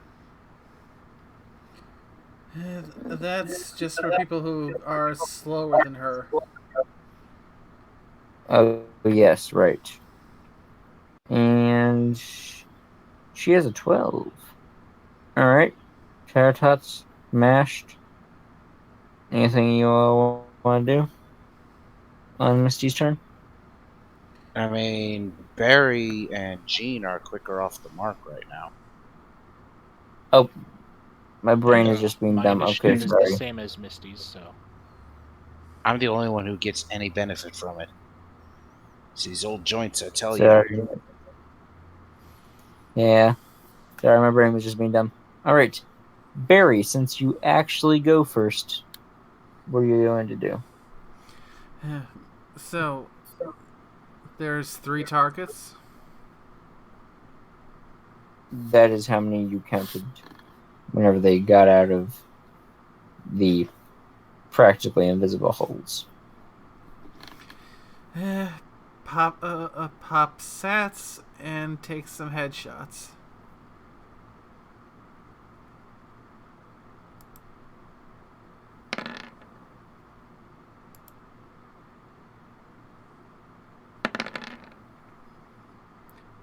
Oh, and I should probably roll the shamanism since I'm using the Gauss pistol. Yes. For each shot I take it? Yes.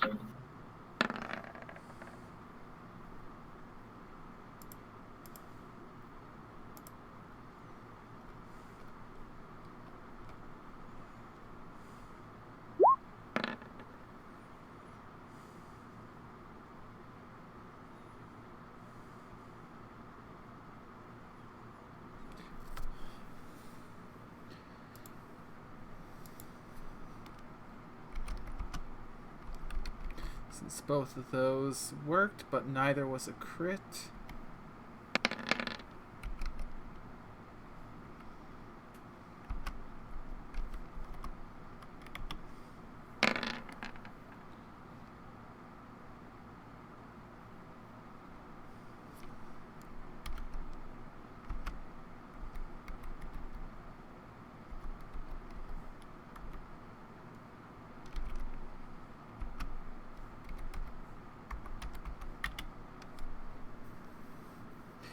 So two headshots. Oh wait. Should those extra 3d10s be multiplied by the headshot multiplier or not?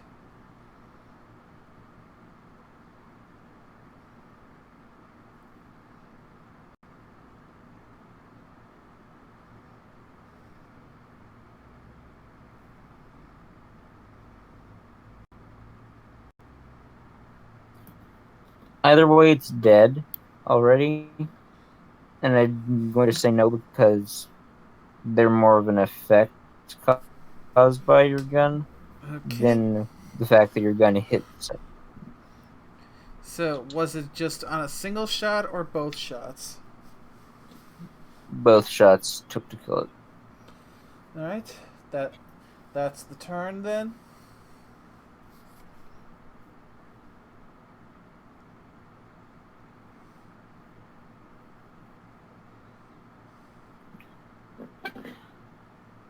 And after that, I believe is Jane.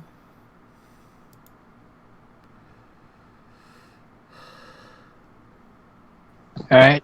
Right. Both ones spazzing a bit. And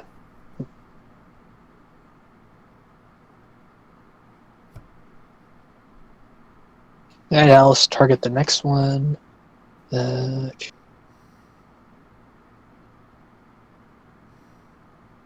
Shotguns plus 15.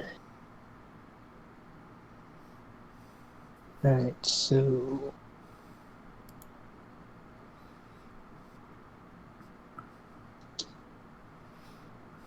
I'm going to target some headshots.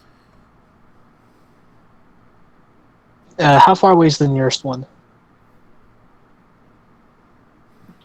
Well, considering that illusion magic and whatnot see going on.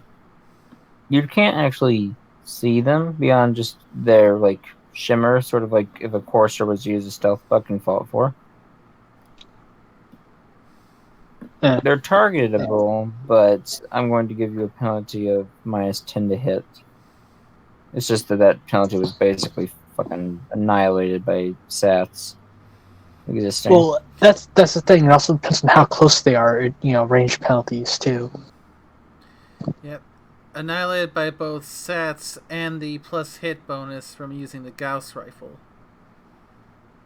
Are they at short range or? They are short. Yeah, this is not a big room. All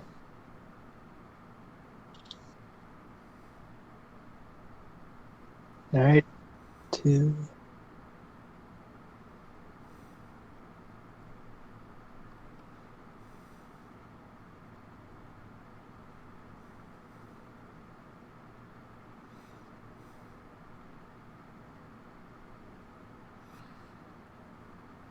Ah, shit.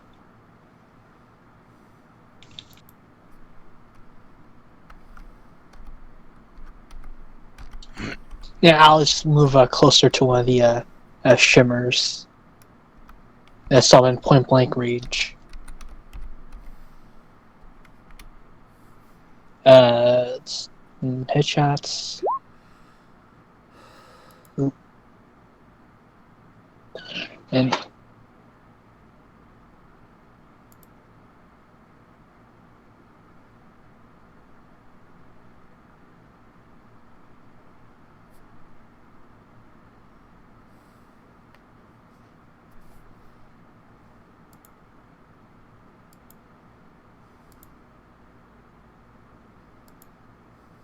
I believe the last one is a crit.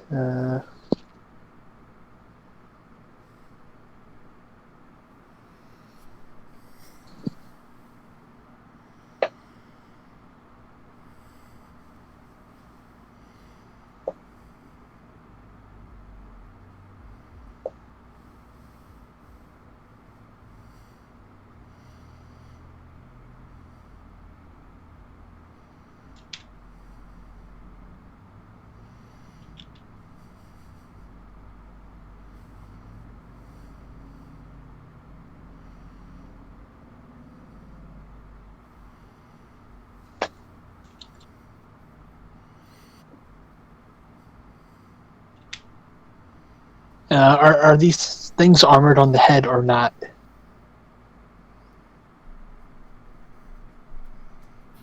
They are not.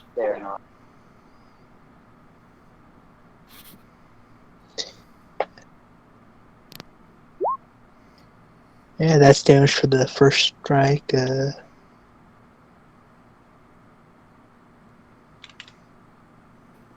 is dead. I guess my... Huh? Is that buckshot? Yeah, with shotgun surgeon, yeah. Alright, that's time 3 DT.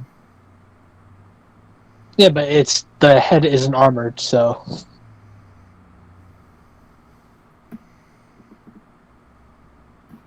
Right. Yeah, it's dead. So I guess my crit goes to the other one? Or, Yeah, the crit goes to the next one. Alright.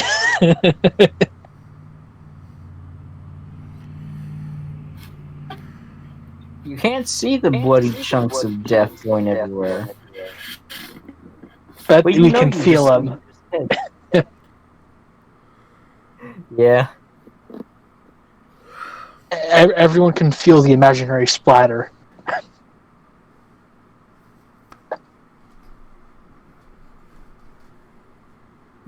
And that's going to be my turn. Well, considering that they're all dead, that's effectively combat over for this little room. Also, is there anyone else talking? You're the only one I can hear. I try to avoid talking during other people's turns in combat. Just want to make sure since my Discord gets screwy.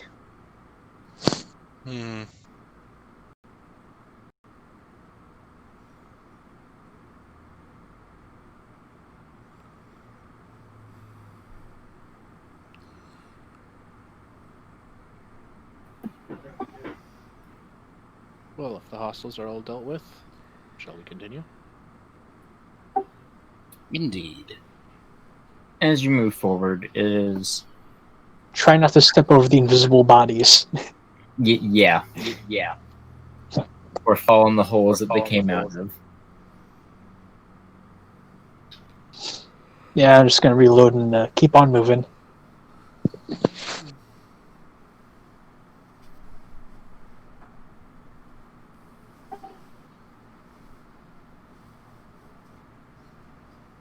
I'm gonna drop any real sense of trying to be scary, because it's very hard to scare in tabletop setting. It's also hard to scare Wastelanders. Well, not only it's because we can fight back. Like, even if you're scared, what does it matter when you have a gun? Yeah, that's why in a lot of horror games, you usually unarmed and can only run or hide. And if they give you a gun, it suddenly turns into action horror. Like, the thing is, there's absolutely nothing at stake. For one.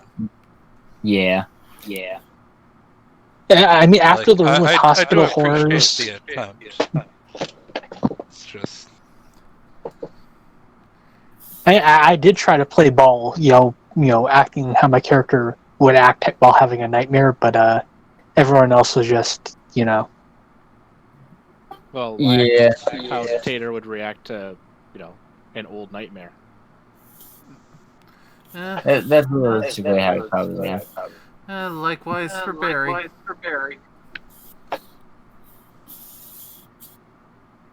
And same for Pepsi, Matt. right? Come on, Operation Tantibus was scarier than that. Pepsi already I knows know. why Misty reacted the way she did, so it's like... I what am I supposed to do? I can't change I what... understand each of the reactions. I understand them perfectly well. at the same time, I feel like I've seen a lot of players do it in certain situations, like, I'll just write out a prepared soliloquy in response to something, or, I'll use extreme logic and explain why this doesn't make sense. When, if you're having a nightmare, I mean, the thing is, Misty has gone in depth in this exact scenario, and Pepsi has seen that. Like, this is literally exactly what she has gone through. Gone through the logic, gone through all these other things. Like, sure, there's momentary shock, but when you rationally know right off the bat, like, I don't know. Yeah, I understand, well- and I agree with the reactions given by by most of you guys. Yeah, I can speak. You proceed forward, and before too long, you do reach a what could best be described as a lab. Monitors to the sides. It's very run down.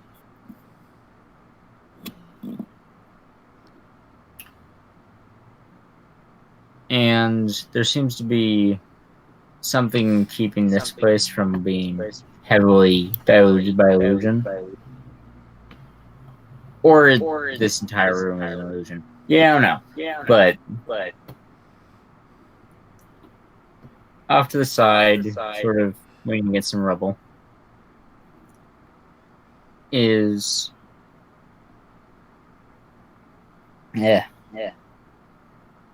what can best be described as a modified autodock, maybe a stasis chamber, housing a filly around the age of what Misty was whenever you all first met her. Though they are horribly disfigured. Several wings that don't work, and even if they did, they would probably get in the way of actually using them for anything. Horns jutting out from her forehead and down her back. An extra leg. Some eyes where they shouldn't be.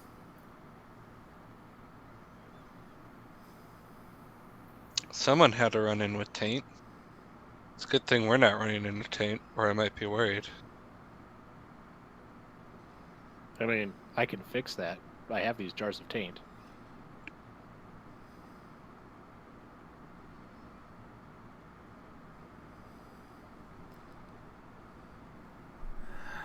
No, I mean, I can't fix their taint with my taint. I was saying I could taint us.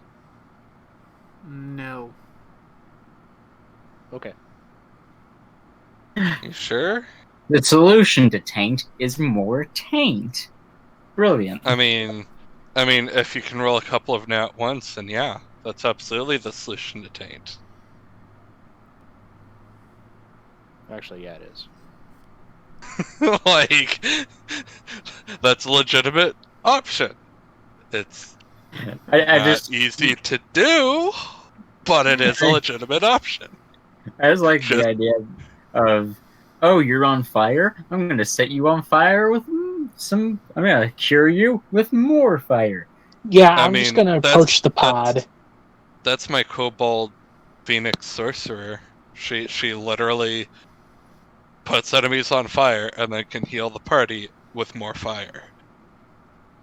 Right. Well, I'll just stand back on this one, because I'm pretty sure Tater Tot will not help. Like, he'll try, but it won't be useful. That's what I'm getting at. Oh no, what's wrong? Panic! Barry, fix them! Help! Do things! Push, push, push, push, push. There, Barry's at okay, the front now. Alright, I'm approaching the pod. Barry's also there, because I'm pushing her. Unless Barry is actively resisting.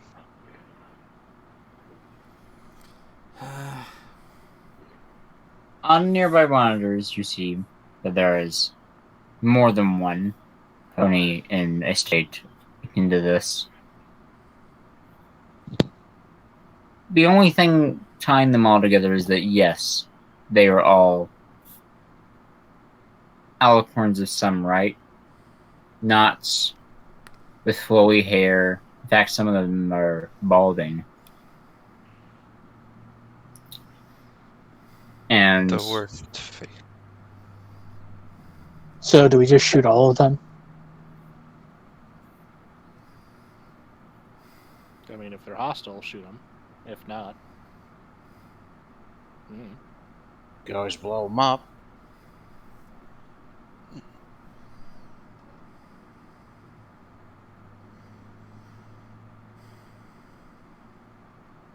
Yeah, I figured this was the end location, but I don't know.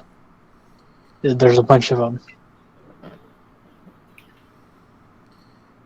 outside the door, wherever the illusion of the hallway is still going on, as opposed to in here, you will see that there is,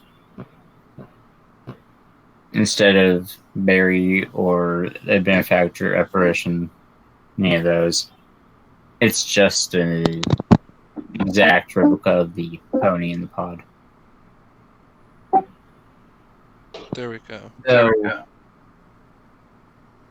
instead of like Barry or benefactor apparition, the pony outside is what's an alicorn version without all the horns and wings and all that whatnot grown out of it would look like of the pony in the pod. So, effectively, what they would look like without a whole heaping shitload of taint.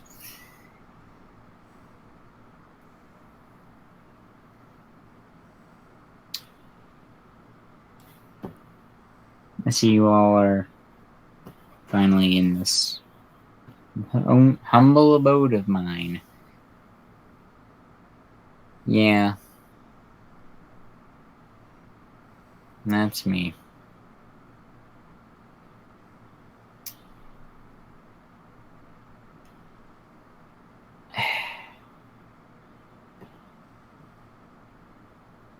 Feel free to go ahead and shoot me whenever you wish.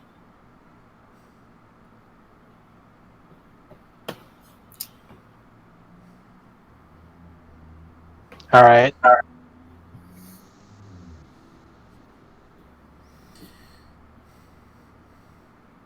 You were experimented on with taint.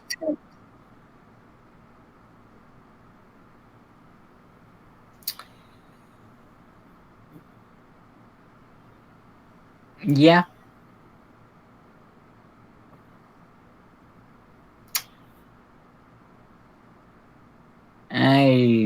Through my digging of their databases, having cables hooked up to your brain sometimes does that to you, let you think through things.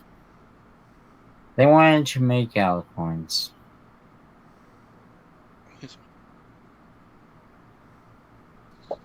And I guess that they did. Sort of. In some cruel, twisted fashion.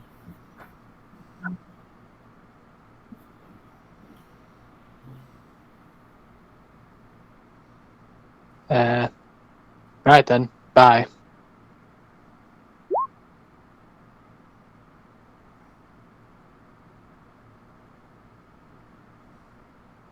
You missed. He missed. He can't miss. Oh, that was a misfire. No, wait, that's not a misfire, but a miss. Yeah. I think you mean you rolled a 49. I mean, he gets to fire multiple times in a round. Well, Well, question. yeah. Are you firing at point blank range? Yeah. That's it with the bonus. That's It's headshots. that is, okay, that is with it. Okay, carry on. It was silly Billy. Why would you do that?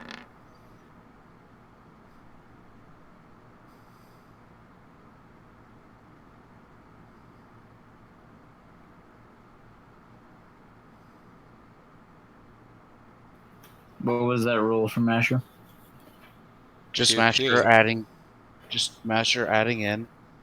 Oh, yeah. Well, He's not the only one who wants karma affected.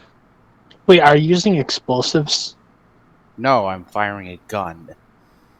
Oh, I thought any friendly units take half damage, so I thought No, I just put that on all of them just in case.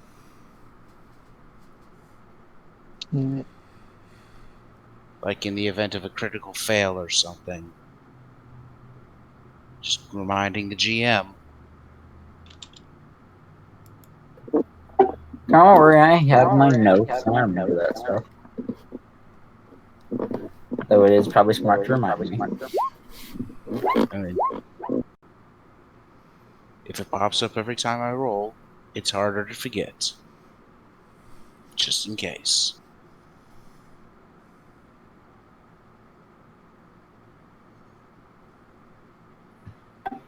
The apparition doesn't disappear, though life support is very much gone from the pod. Beep. Huh. Beep. Beep.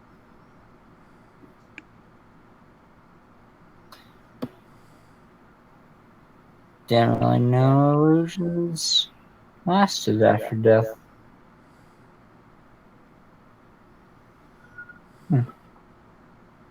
I suppose maybe I'll stay around until you're out of range from the original spell. Well, that's interesting.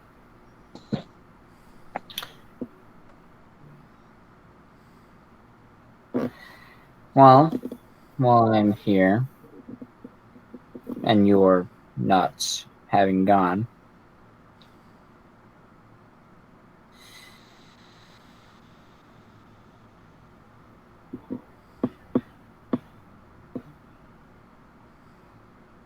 I want to know, what is the outside world currently like? clearly my attempts of scare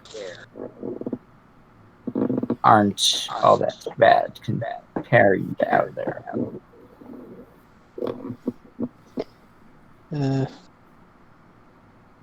Well, it's pretty much a wasteland out there.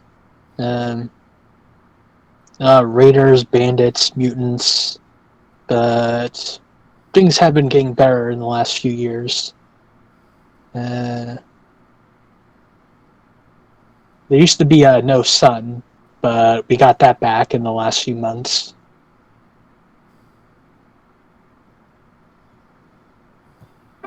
Did we? This takes place after Sunshine and Rainbows. This does. Oh, that okay. Sorry, I guess I got mixed up. What event Sunshine Rainbows was? Okay.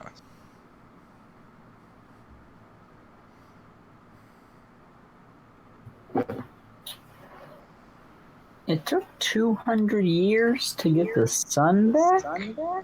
The Pegasi were real assholes about it. They kept everything covered. They kept the sky covered with clouds.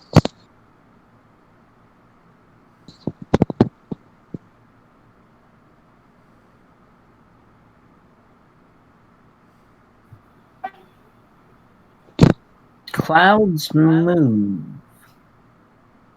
Yeah, but It when was the whole the- sky is clouds, what's there to move? It was called the Cloud Curtain.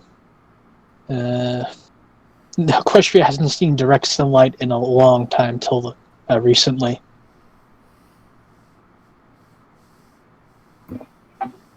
How is the world not plunged into an ice age? That doesn't. There were occasional gaps. Never lasted long. But yeah, things are pretty savage out there. And there still are. Still lots of terrible ponies, but there are also a lot of ponies trying to rebuild.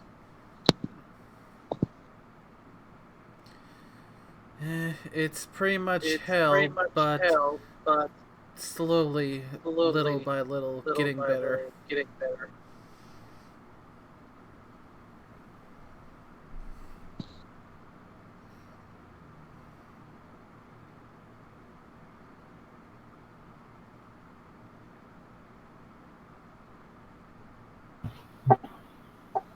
Little by little isn't always enough. So.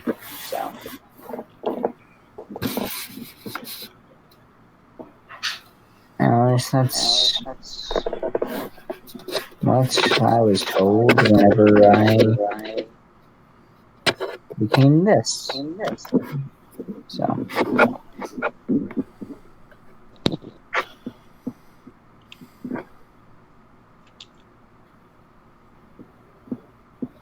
You called them stable tech.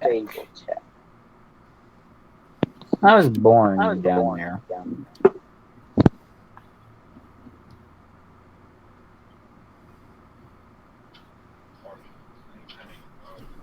And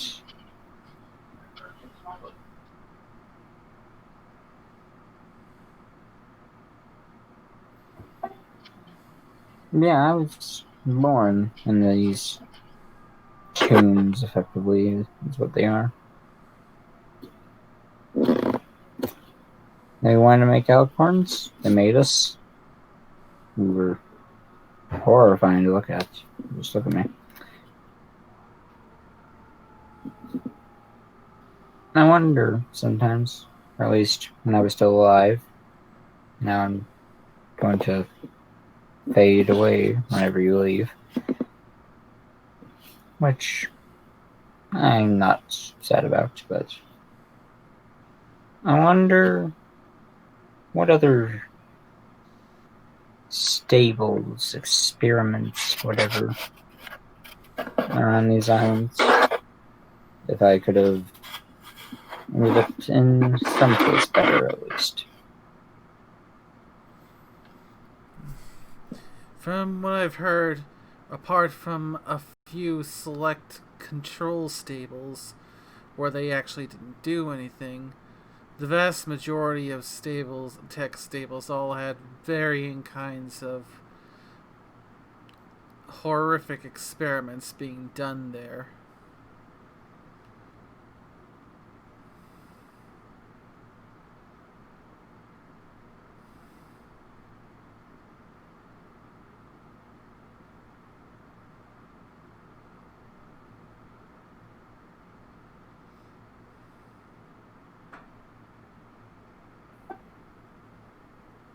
I'm not sure if you are the type that goes and digs around in stables, though you do seem steadfast in the fact that you charged into that group space above us with reference abandoned.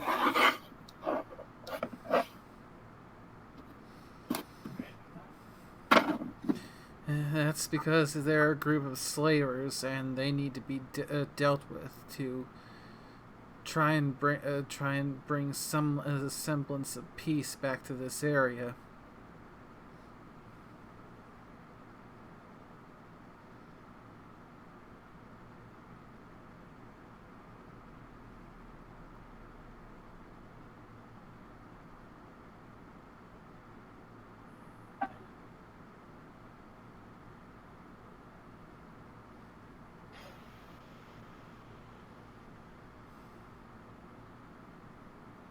I don't think there can be much peace. There will always be another monster, another group. That's one reason I wanted you to kill me, alongside the sheer agony of being alive, but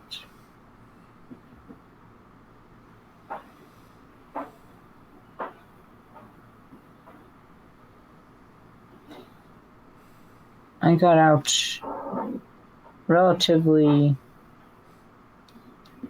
unscathed, I'd say. I was traumatized, turned into a monster, but I didn't watch very many people I knew turn into these abominations. Only myself, so I'm sure there are others here. And don't particularly care if they're dead, alive, whatever.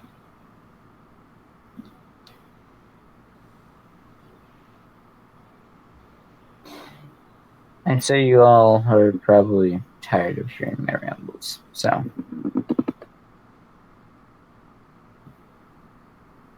there's a door in the back, a little bit in front of the rubble pile. Follow it out and it will lead back to the surface in due time.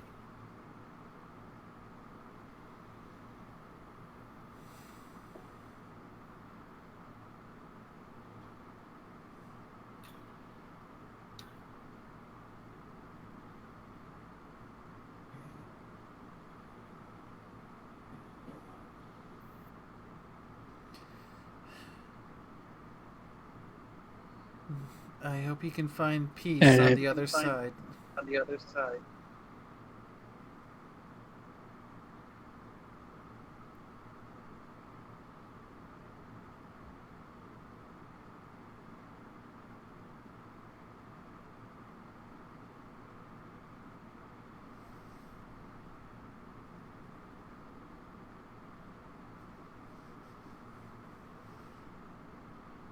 And I imagine Rishos will, start walking out.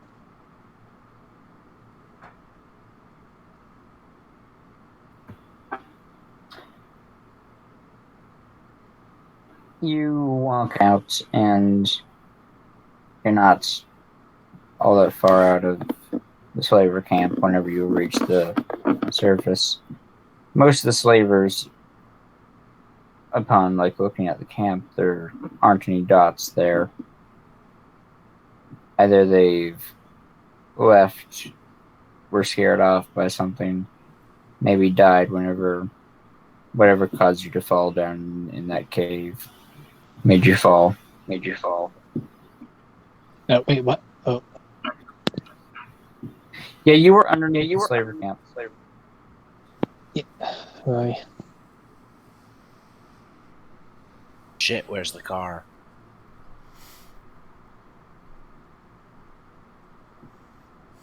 Probably still in there.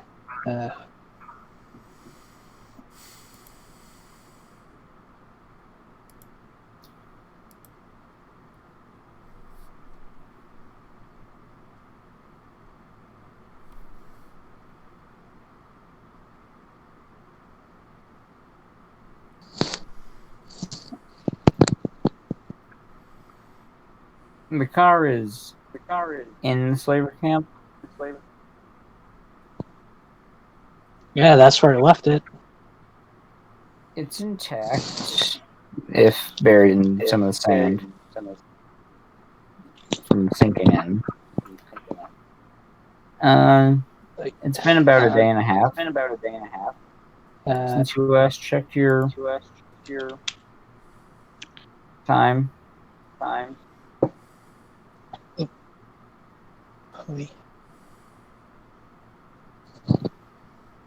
And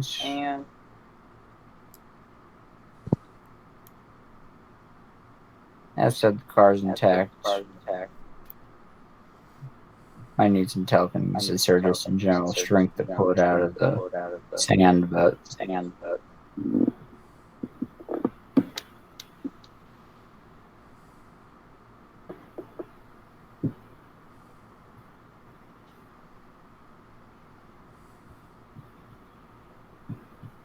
beyond a hole where all the crates had been, as well as the Pegasi slaves that were in the camp. There's a hole there. Everyone else has deserted the place.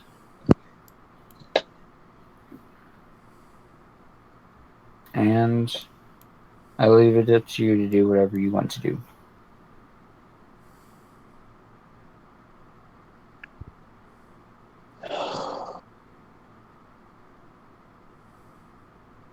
So are the slaves all still there?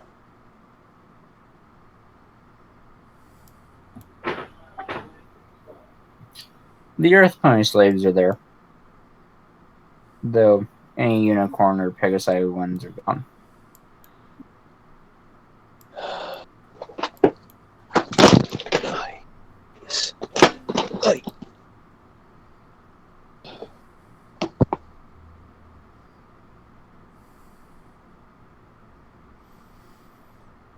Yeah, I think I'm done for tonight.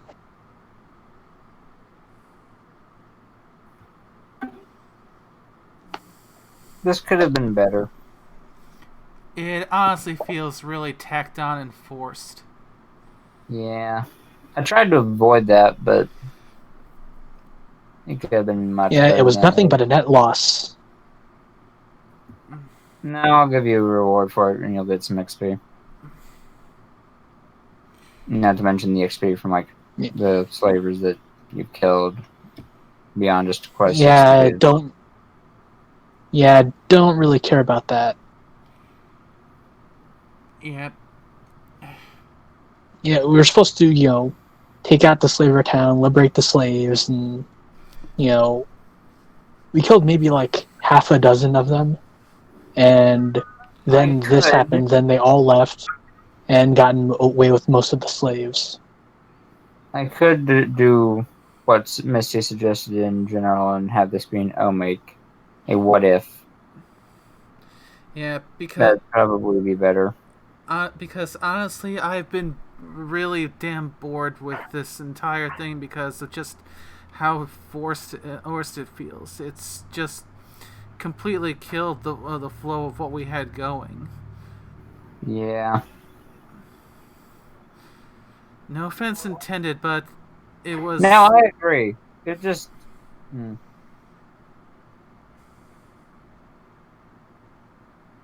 To be fair, someone did ask for this, so... I don't remember who. Also, to be fair, though, what I had suggested was for it to be added on at the end, like I don't want to say a cliffhanger, but like oh, hey, as you're exploring the town to make sure you got all the slavers and there aren't any slaves hiding, blah, blah, blah, something spooky starts to happen. I was Curtain. going to do a Halloween thingy anyway, but it could have been much better than it was. So, non-canon, and we resume where we properly left off next week? Yeah. Not to mention Jean's sister was in the wagon that is now buried under the sand for a day and a half.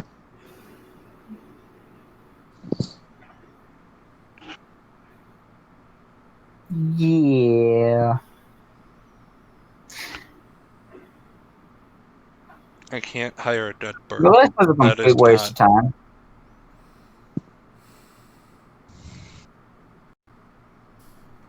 I mean, arguably, there was a lesson learned, so... I hope. Don't do force things and make sure it feels right. I'll probably handle like holiday things like this as either natural little side missions that you can do in between things. But this was just bad time all around to try and do this.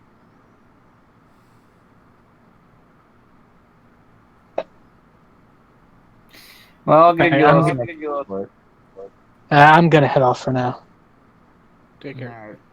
I'll think of some XP to give for this. That way it isn't a complete net loss. Yep. And next week we'll return to where we actually left off, and pick up from there and continue the fight where we were right in the middle of. Yeah, this was just meh. This was an unbridled meh.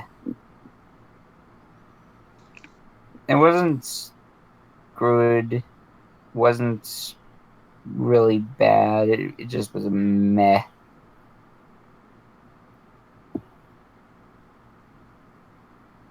Well, I'll see you all next week, I guess. Alright. And to everyone who came to watch the stream, hope you had a little bit more fun than we did this time round. I'm not sure how. Things should get hopefully back on track next week. Until then, take care. Bye.